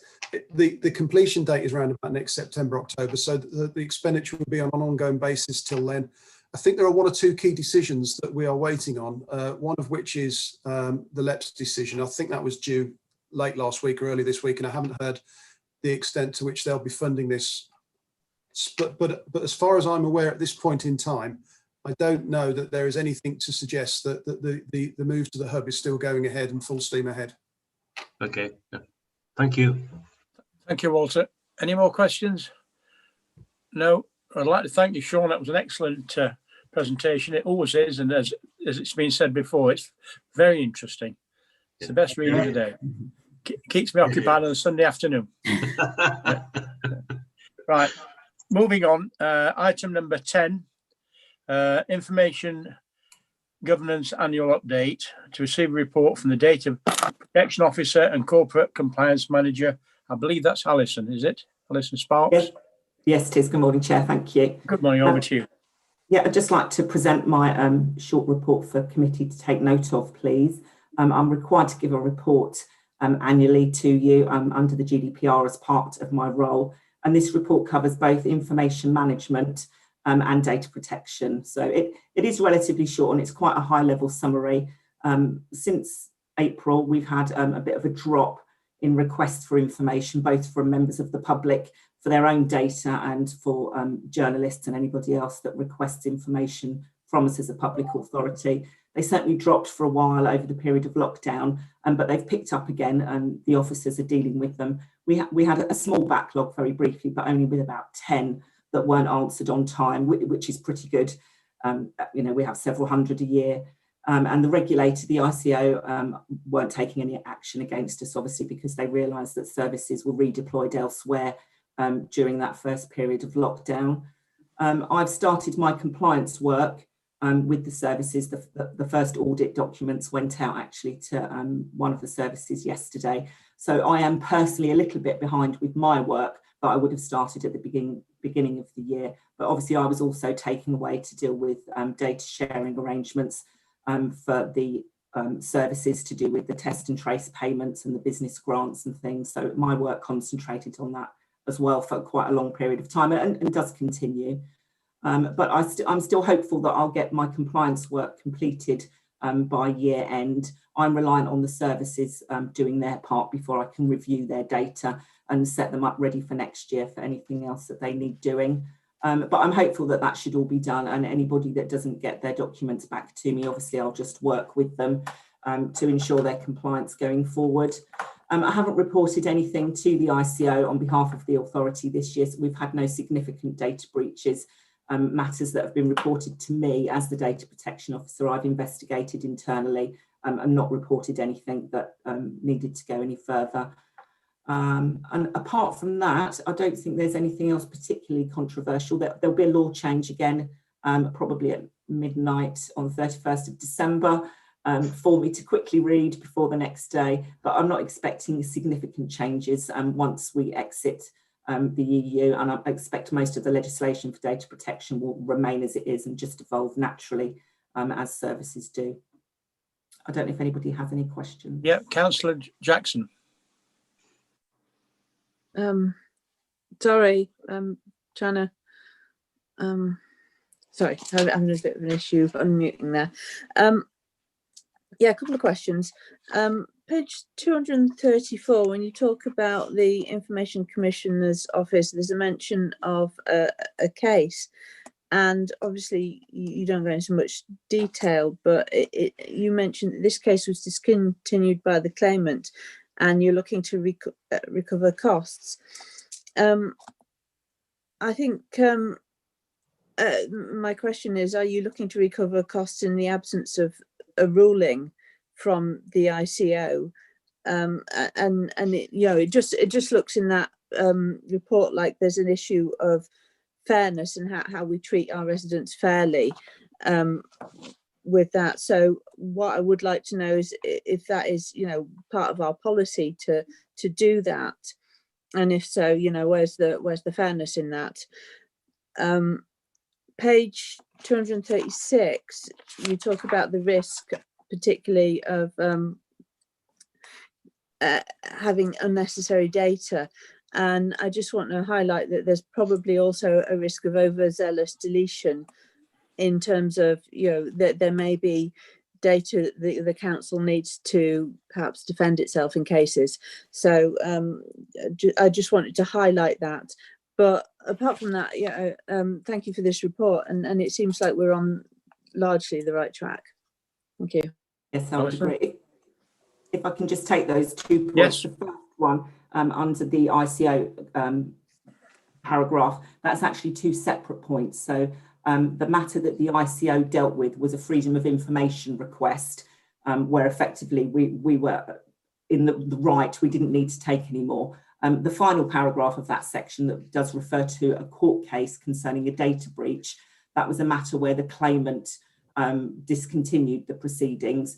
So in absence of any court order under the civil procedure rules, we're entitled to seek our costs, which were significant, against him for that. Okay. Does that make sense? It does. It just, yeah, I mean, if that's the law, then that's the law. It just, you know, there is a question of, you know, without a ruling, it's not certain who's in the right and who's in the wrong on that, though. But you know, if that's the law of the land, then we've got to take it up with Parliament, haven't we? Thank you very much. It certainly is. That's out of my control. Regarding data deletion, yes, obviously, as systems are updated, we're looking at whether we should migrate over old data, as we call it, legacy data, and whether it's needed for any court case or potential claims or for anything to mitigate risks that the authority might face in the future. So that is being looked at by the services. But on the whole, if data is no longer necessary for the purpose that we collected it, it should be deleted. So, you know, so I have spoken to the services that are dealing with the new uniform project, for instance, and, you know, we've discussed in detail how much data they want to move over and whether or not it should be archived, because we can still do that with data, you know, while we're going through the process of migration to the new services. Thank you. Thank you. Walter, would you like to come in? Thank you, Mr. Chairman. Alison, I would just like to echo Councillor Jackson's comment. Yes, a good report and understandable. Thank you very much for that. I just have one question. It's really in relation to the comments you make in section 5.5 and 5.6 about record management and transparency.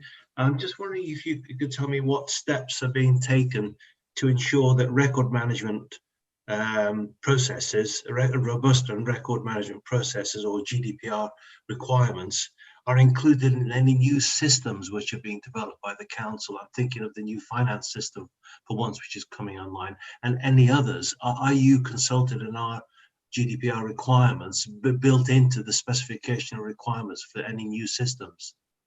Yes. There is a requirement for that. It's called a data protection impact assessment. So at the beginning of any large project that concerns personal data, there's effectively a checklist, a document that's gone through. And as soon as anybody alerts me to the fact that there's going to be personal customer data in it, then I am consulted, and at various stages throughout the project. It's sort of an ongoing rolling program. And once we find out what software can and can't do, we can change parameters and things. But I am involved in that process. I don't have final say because I don't hold the risk for data. That sits with the senior information risk officer. She does usually heed my advice.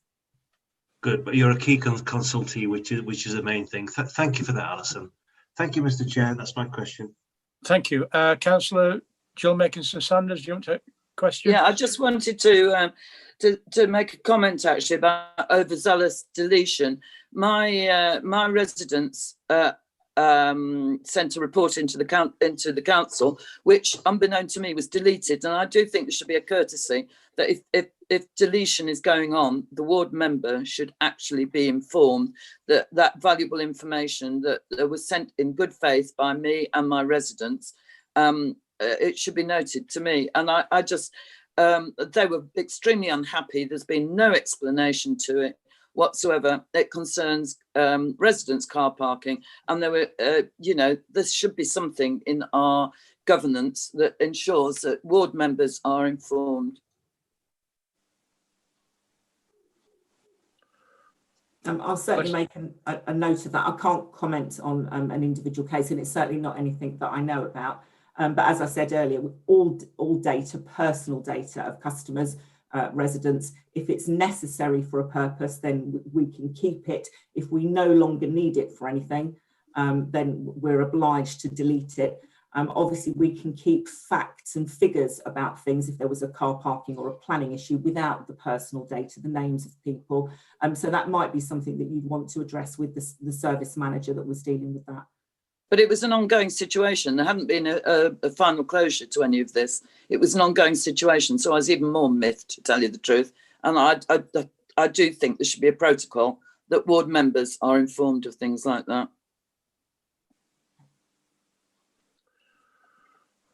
Right. Well, thank you for that. I'm sure we'll get back to you.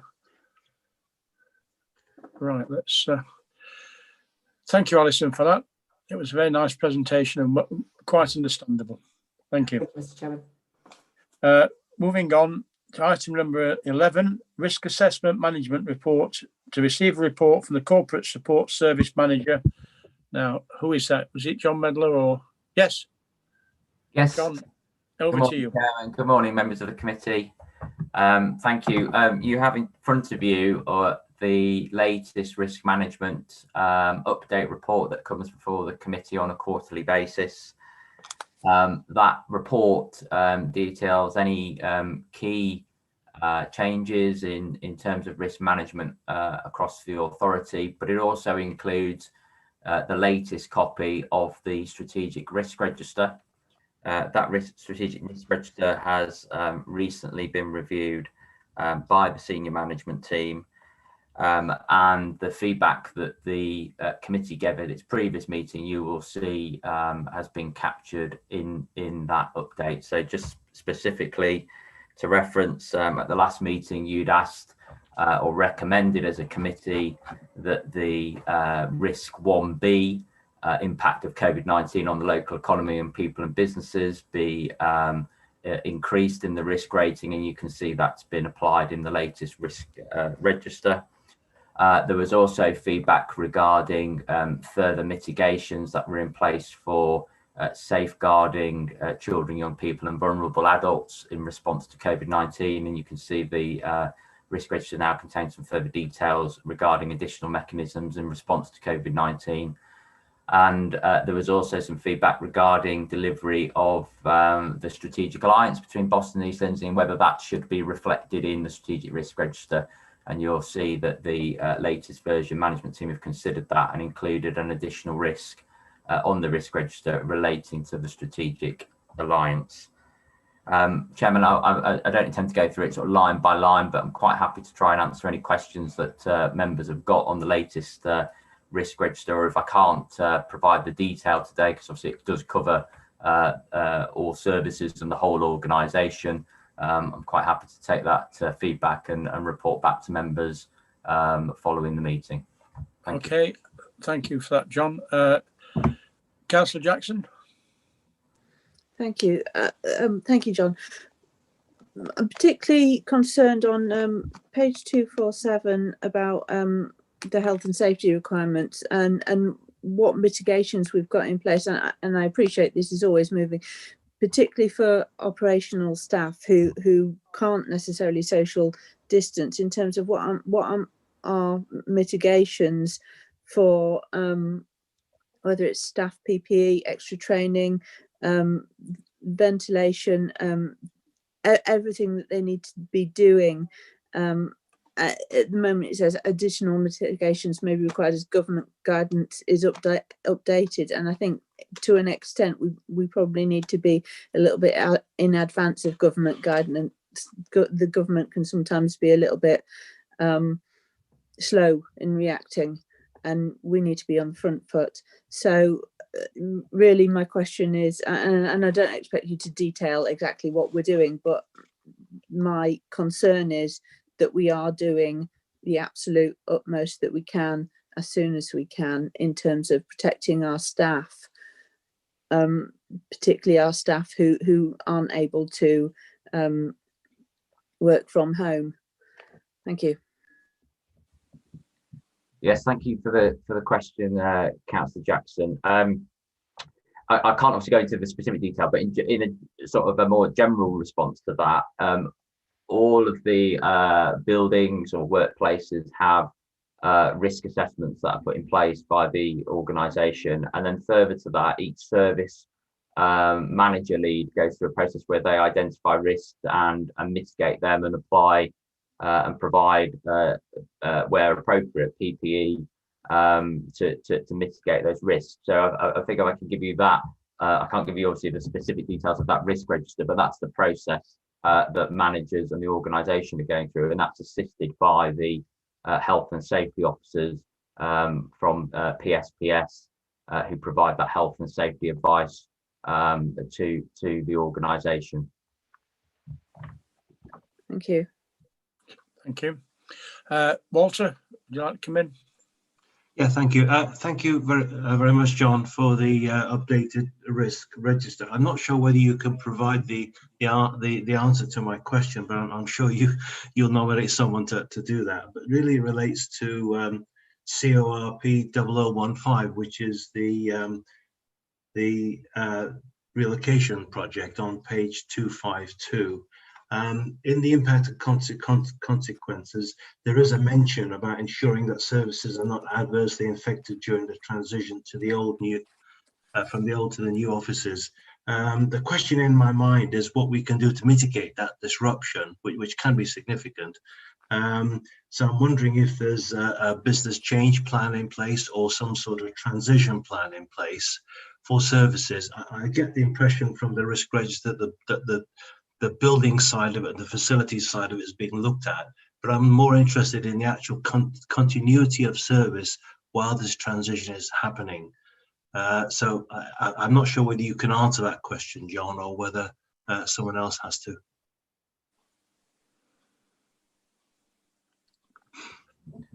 Thank you for the question. Again, that will be more of a generic response than the detail for each individual service, but in leading this project through, the council has had a wide engagement approach with all staff and services to look at what the needs of those services would be in a relocation project, and to build them into the way that project is taken forward.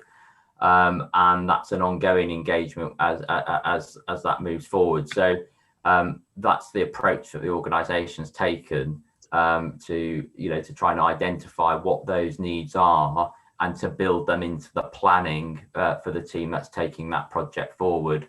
And that's an ongoing, an ongoing piece of work as that project moves forward. Thank you for that, John. I think thank you for the explanation. I think I'd still be concerned from what you say. I think the consultation is fine, but it's perhaps something that mitigates the consequences of impact, which is the concern there about it adversely affecting services. So seeing something like the creation of a transition plan for services as part of mitigation is something I might expect to see, but I don't intend to labour on the point. Perhaps it's just something that can be taken back to whoever's looking at the project. Yeah, thank you. No, I'm quite happy to take that back. There is as you can see from the risk register, a lead officer for that who's got a project plan that they're taking forward, and I'll make inquiries about what the mitigations are for the point that you raised. Thank you very much, John. And if you're not sure what the question is, just email me and I'll elaborate. Thank you very much. Thank you, Alton. Councillor Jill Makinson-Sanders, please. A couple of things, John, please. Page 248, I find it quite amusing that a local plan sets out the framework for economic growth in the district. The strategy restricts growth on the coast. So are we basically saying all the Towns Funds applications are against the district plan? That's the first question. And the second one is on page 252, going back to the relocation project. It says the finances of the project are being monitored against the projected budget.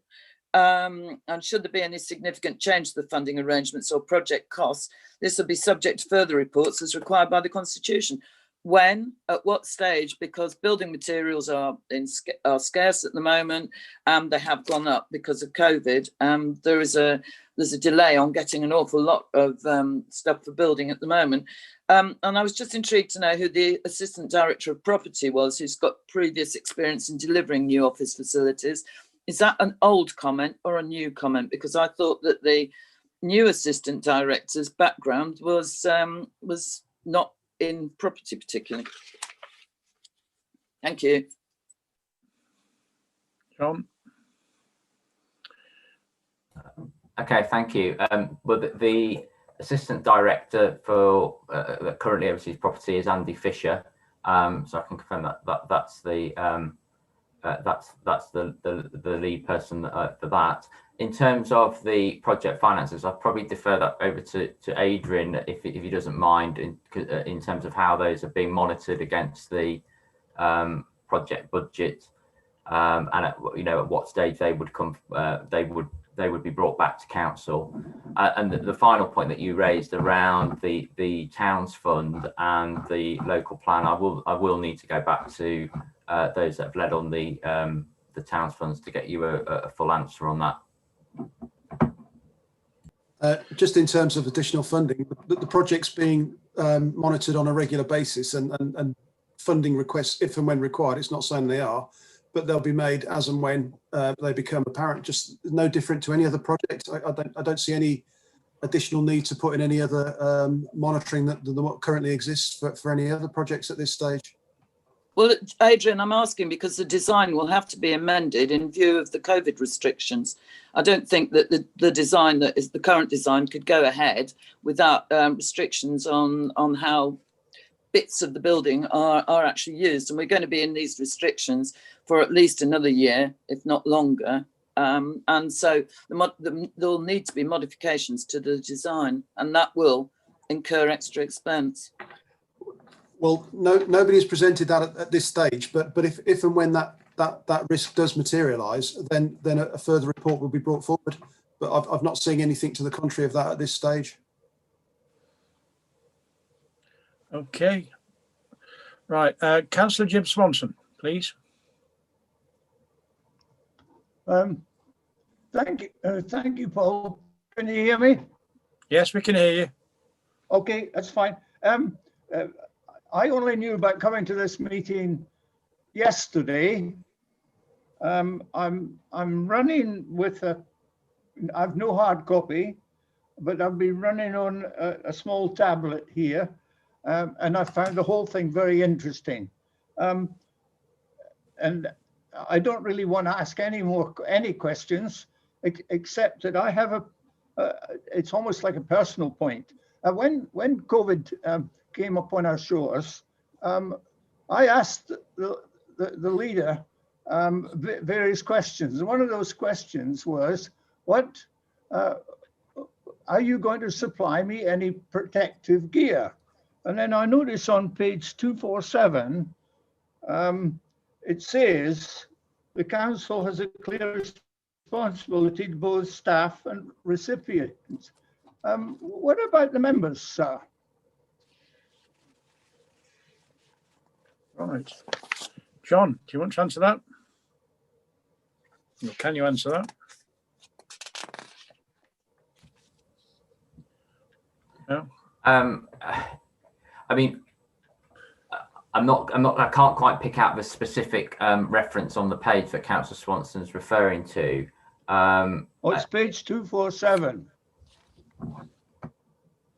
Page 247, the third column from the left. The council has a clear responsibility to both staff and recipients of service under health and safety legislation. Yeah, I mean that's. No, carry on, John. Yeah, I was going to say, that is the responsibility of the council, and obviously, it also looks how it can responsibly put precautions in place for councillors when they're engaging in council business.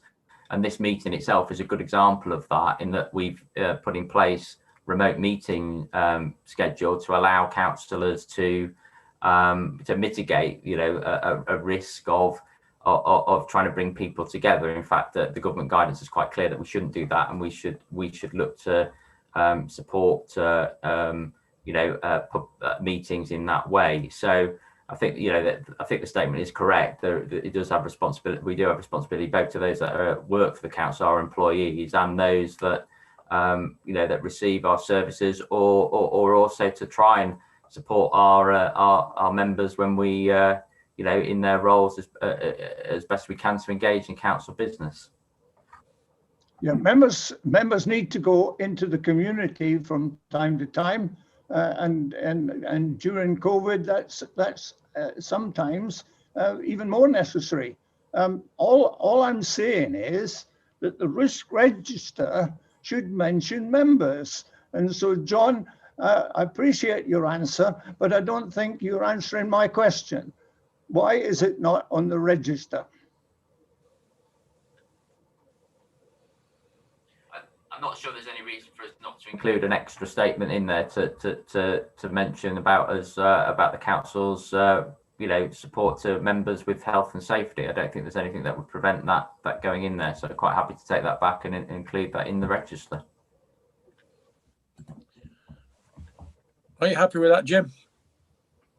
Yeah, but as I said at the beginning, I did ask what was being done for me as a member to provide me with protective gear, even if it was a pack of masks. It's a very simple issue, and I really don't think that East Lindsey did anything else other than dodge the question. Mr. Chairman, it's Walter here. Councillor Swanson, I just wonder whether perhaps it might be appropriate, and John, maybe a policy statement should be developed just to covering a brief on covering a treatment of members, and I think covering what you just described, John, but also what happens if the situation where councillors have to go out into the community. So maybe a policy statement that should be developed, a quick one. Thank you. Just a procedural suggestion, that's all. Thank you. Thank you, Walter. Are you happy with that, John? Yeah, absolutely happy to take that back and have a look at some sort of policy statement, and also to liaise with our health and safety team to make sure that we can support our members. Thank you. Good. Are you happy now, Jim? Yep. That's fine. Thank you. Thank you, Paul. No, thank you very much. Right. Any more questions? No. We'll move on then to. Thank you, John, for that. Sorry, I'm forgetting to thank you. Thank you for it. It was a very good report. And thank you for fielding those questions with great bravery. Item number 12. It's a monitor officer update. To receive an update from the monitor officer. Are you there? I am indeed, Mr. Chairman. Thank you very much. Okay, thank you, members. This is just a verbal update following a monitoring officer conference I was at in a couple of weeks ago regarding, and the update is purely in relation to the progression of the Local Government Association's Model Code of Conduct. As you're probably aware, we've been waiting for some time for this to be published, and I'm now advised that we're expecting publication and launch of the new scheme in December next month. So I wanted just to run through with you some of the proposed changes that have come through the consultation exercises throughout the summer in terms of what the code will contain and how it will be taken through. I think it's worth noting in the first instance that the code is a new national code that each council can then consider, and one of the things that it's seeking to do is provide some more detail around some of the tricky issues that members have had to face during the last few years. And as one example, social media continues to be fraught with difficulties in terms of when members are perceived to be acting as elected officials and when they're not, which gives into rise another component which is always difficult in terms of when is somebody acting as a member and when are they not. And the code, the revised code, which is now due to be published next month, sets out in some detail the provisions that are expected of elected members. I think it's also helpful to note that the LGA is considering guidance to attach to that code, although that guidance has not yet been drafted or is ready to be published alongside the launch of the new code. But to be fair, it's nothing that, in terms of implementation and interpretation, it's nothing that, as your MO over the last 20 years, I couldn't give some definition and context and interpretation to. So I think the first thing, just to as a starting point, is within the new draft code, there's actually a statement that says, as a councillor, I commit to. So within that code, which is to be adopted, there is that positive statement that members are committing to then the various components of the code. So in terms of the first aspect, there was a lot of debate around respect versus civility. And the original draft code contained the word civility. And you may recall there's been an awful lot in terms of the attention to public civility, both for those who currently are in the public eye, in terms of how, as an example, members of the public are more inclined in terms of the language and potential for abuse that, say, elected members or public officials receive just by virtue of being in the public eye. And it can be quite abusive, it can be quite aggressive, and it can be quite intimidating.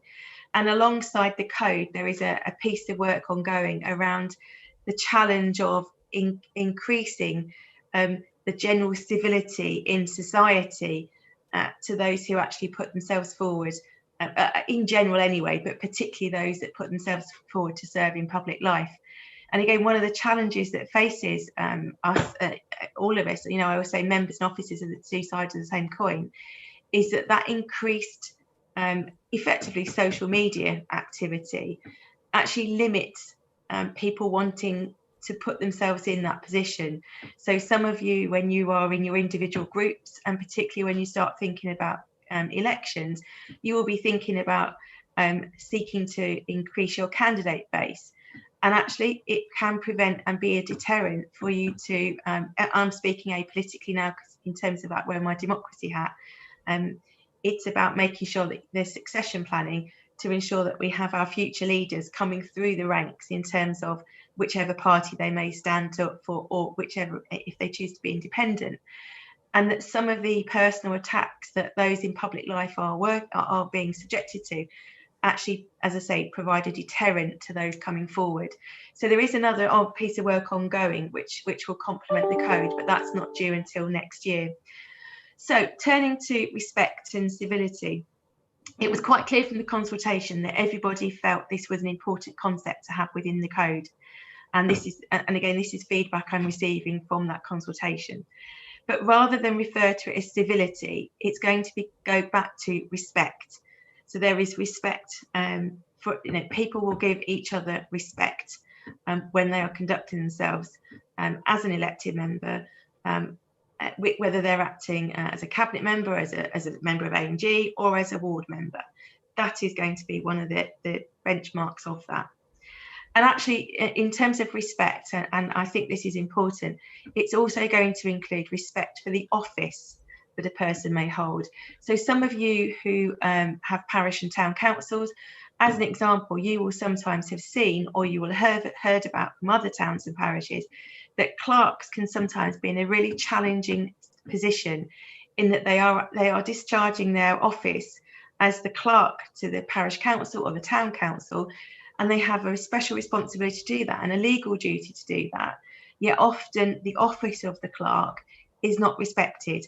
And I've come across a few parishes before that view the clerk just as someone who sits there and takes notes, and do not give the office of clerk that respect in terms of being able to provide advice and assistance to the towns and parishes as they take decisions.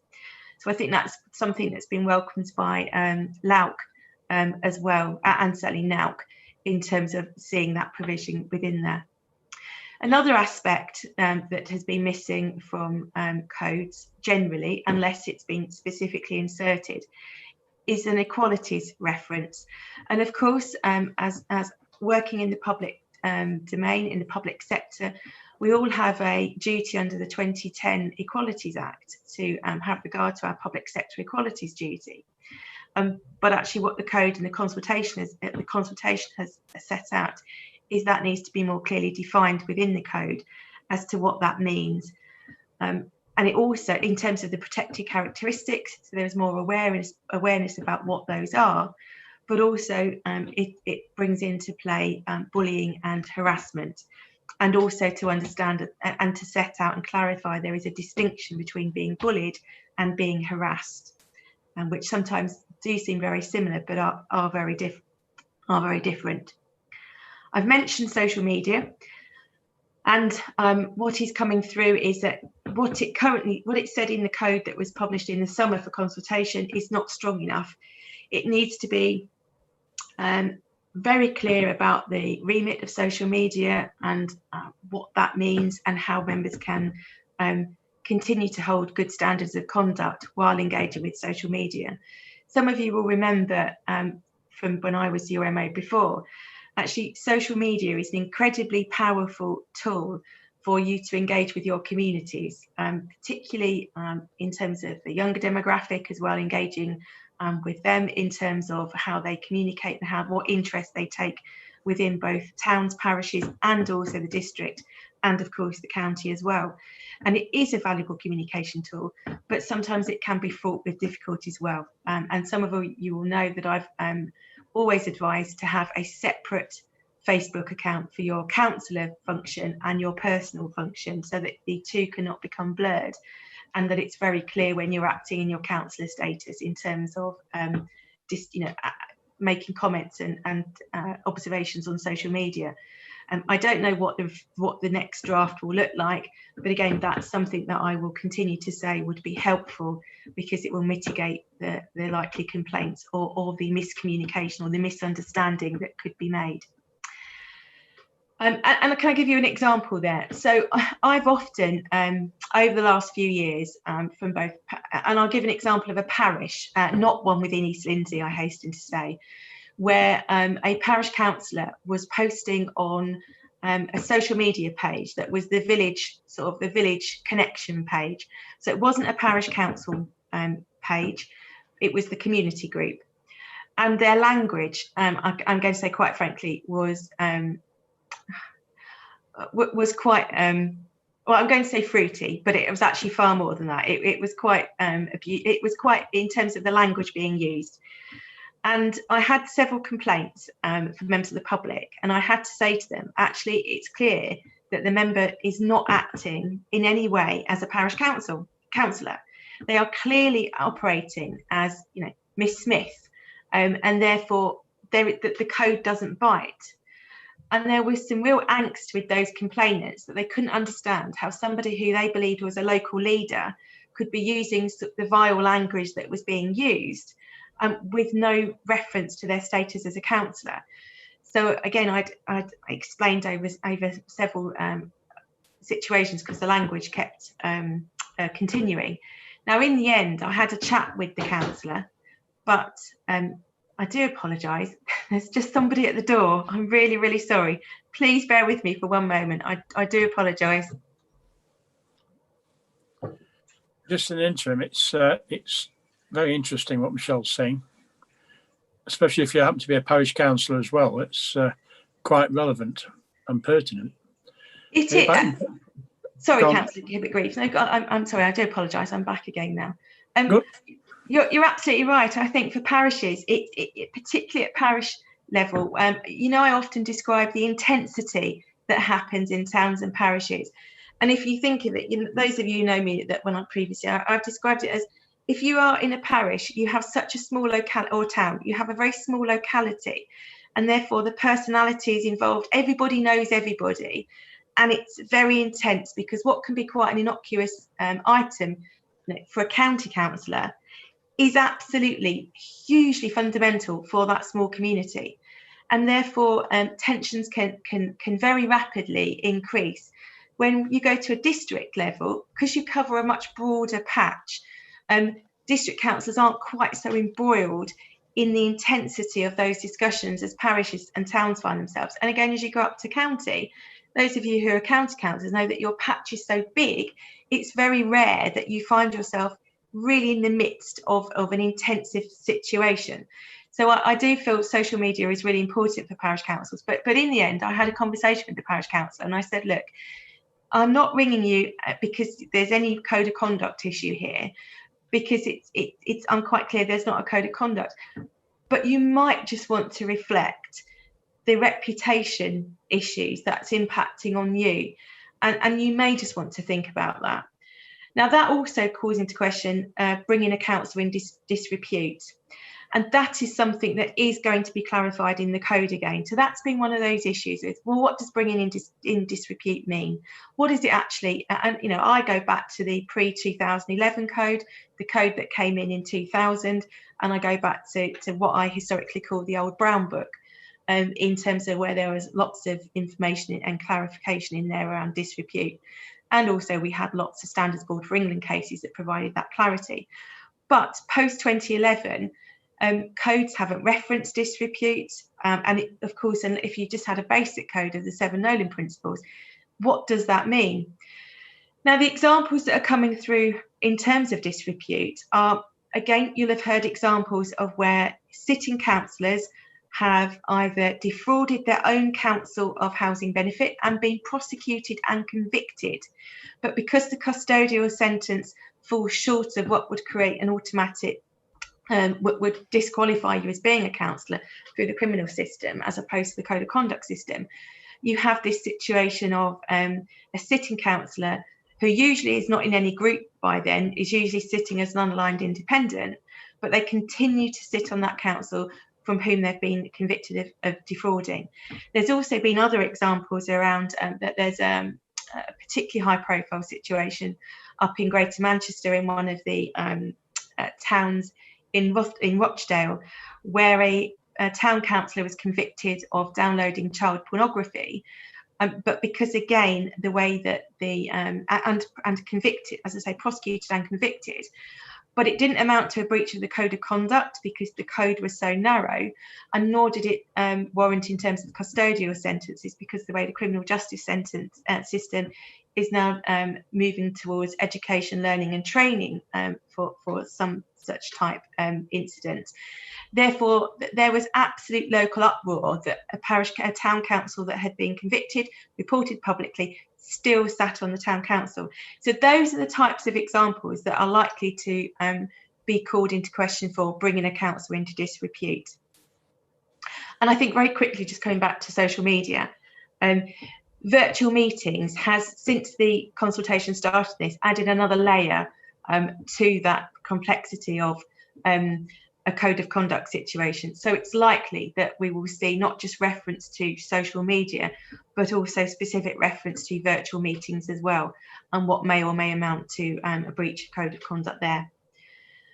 Acting as a councillor has always been a challenging one. And again, those of you who remember, I've always been sort of clear around the one, you're out doing your shopping on a Saturday morning, and you're in Tesco's or Sainsbury's, and someone comes up to you and says, I've emailed you and I haven't had a response and I want to know what you're doing about it. And you are actually clearly minding your own business, doing your weekly shop, acting in a personal capacity.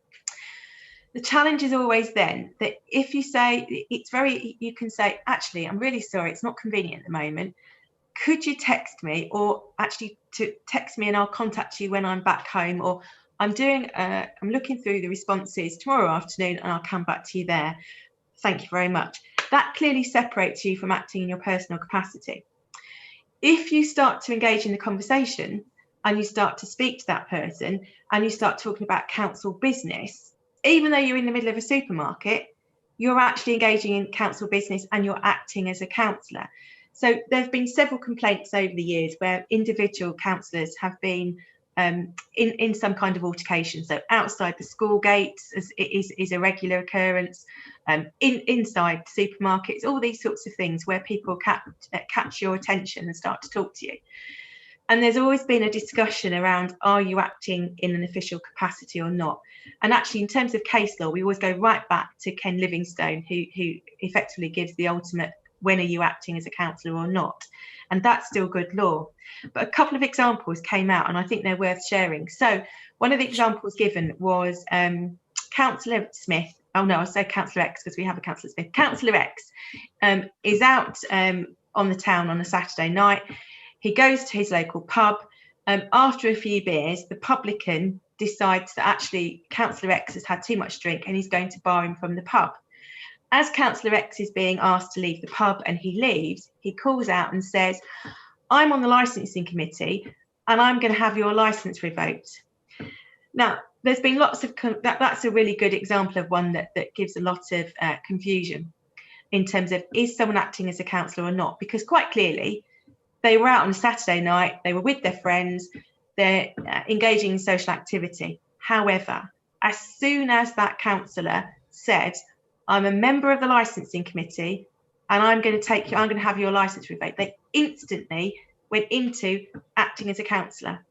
And that would be, so even though the circumstances were private, the minute that you call into question your capacity as a councillor, you're straight in.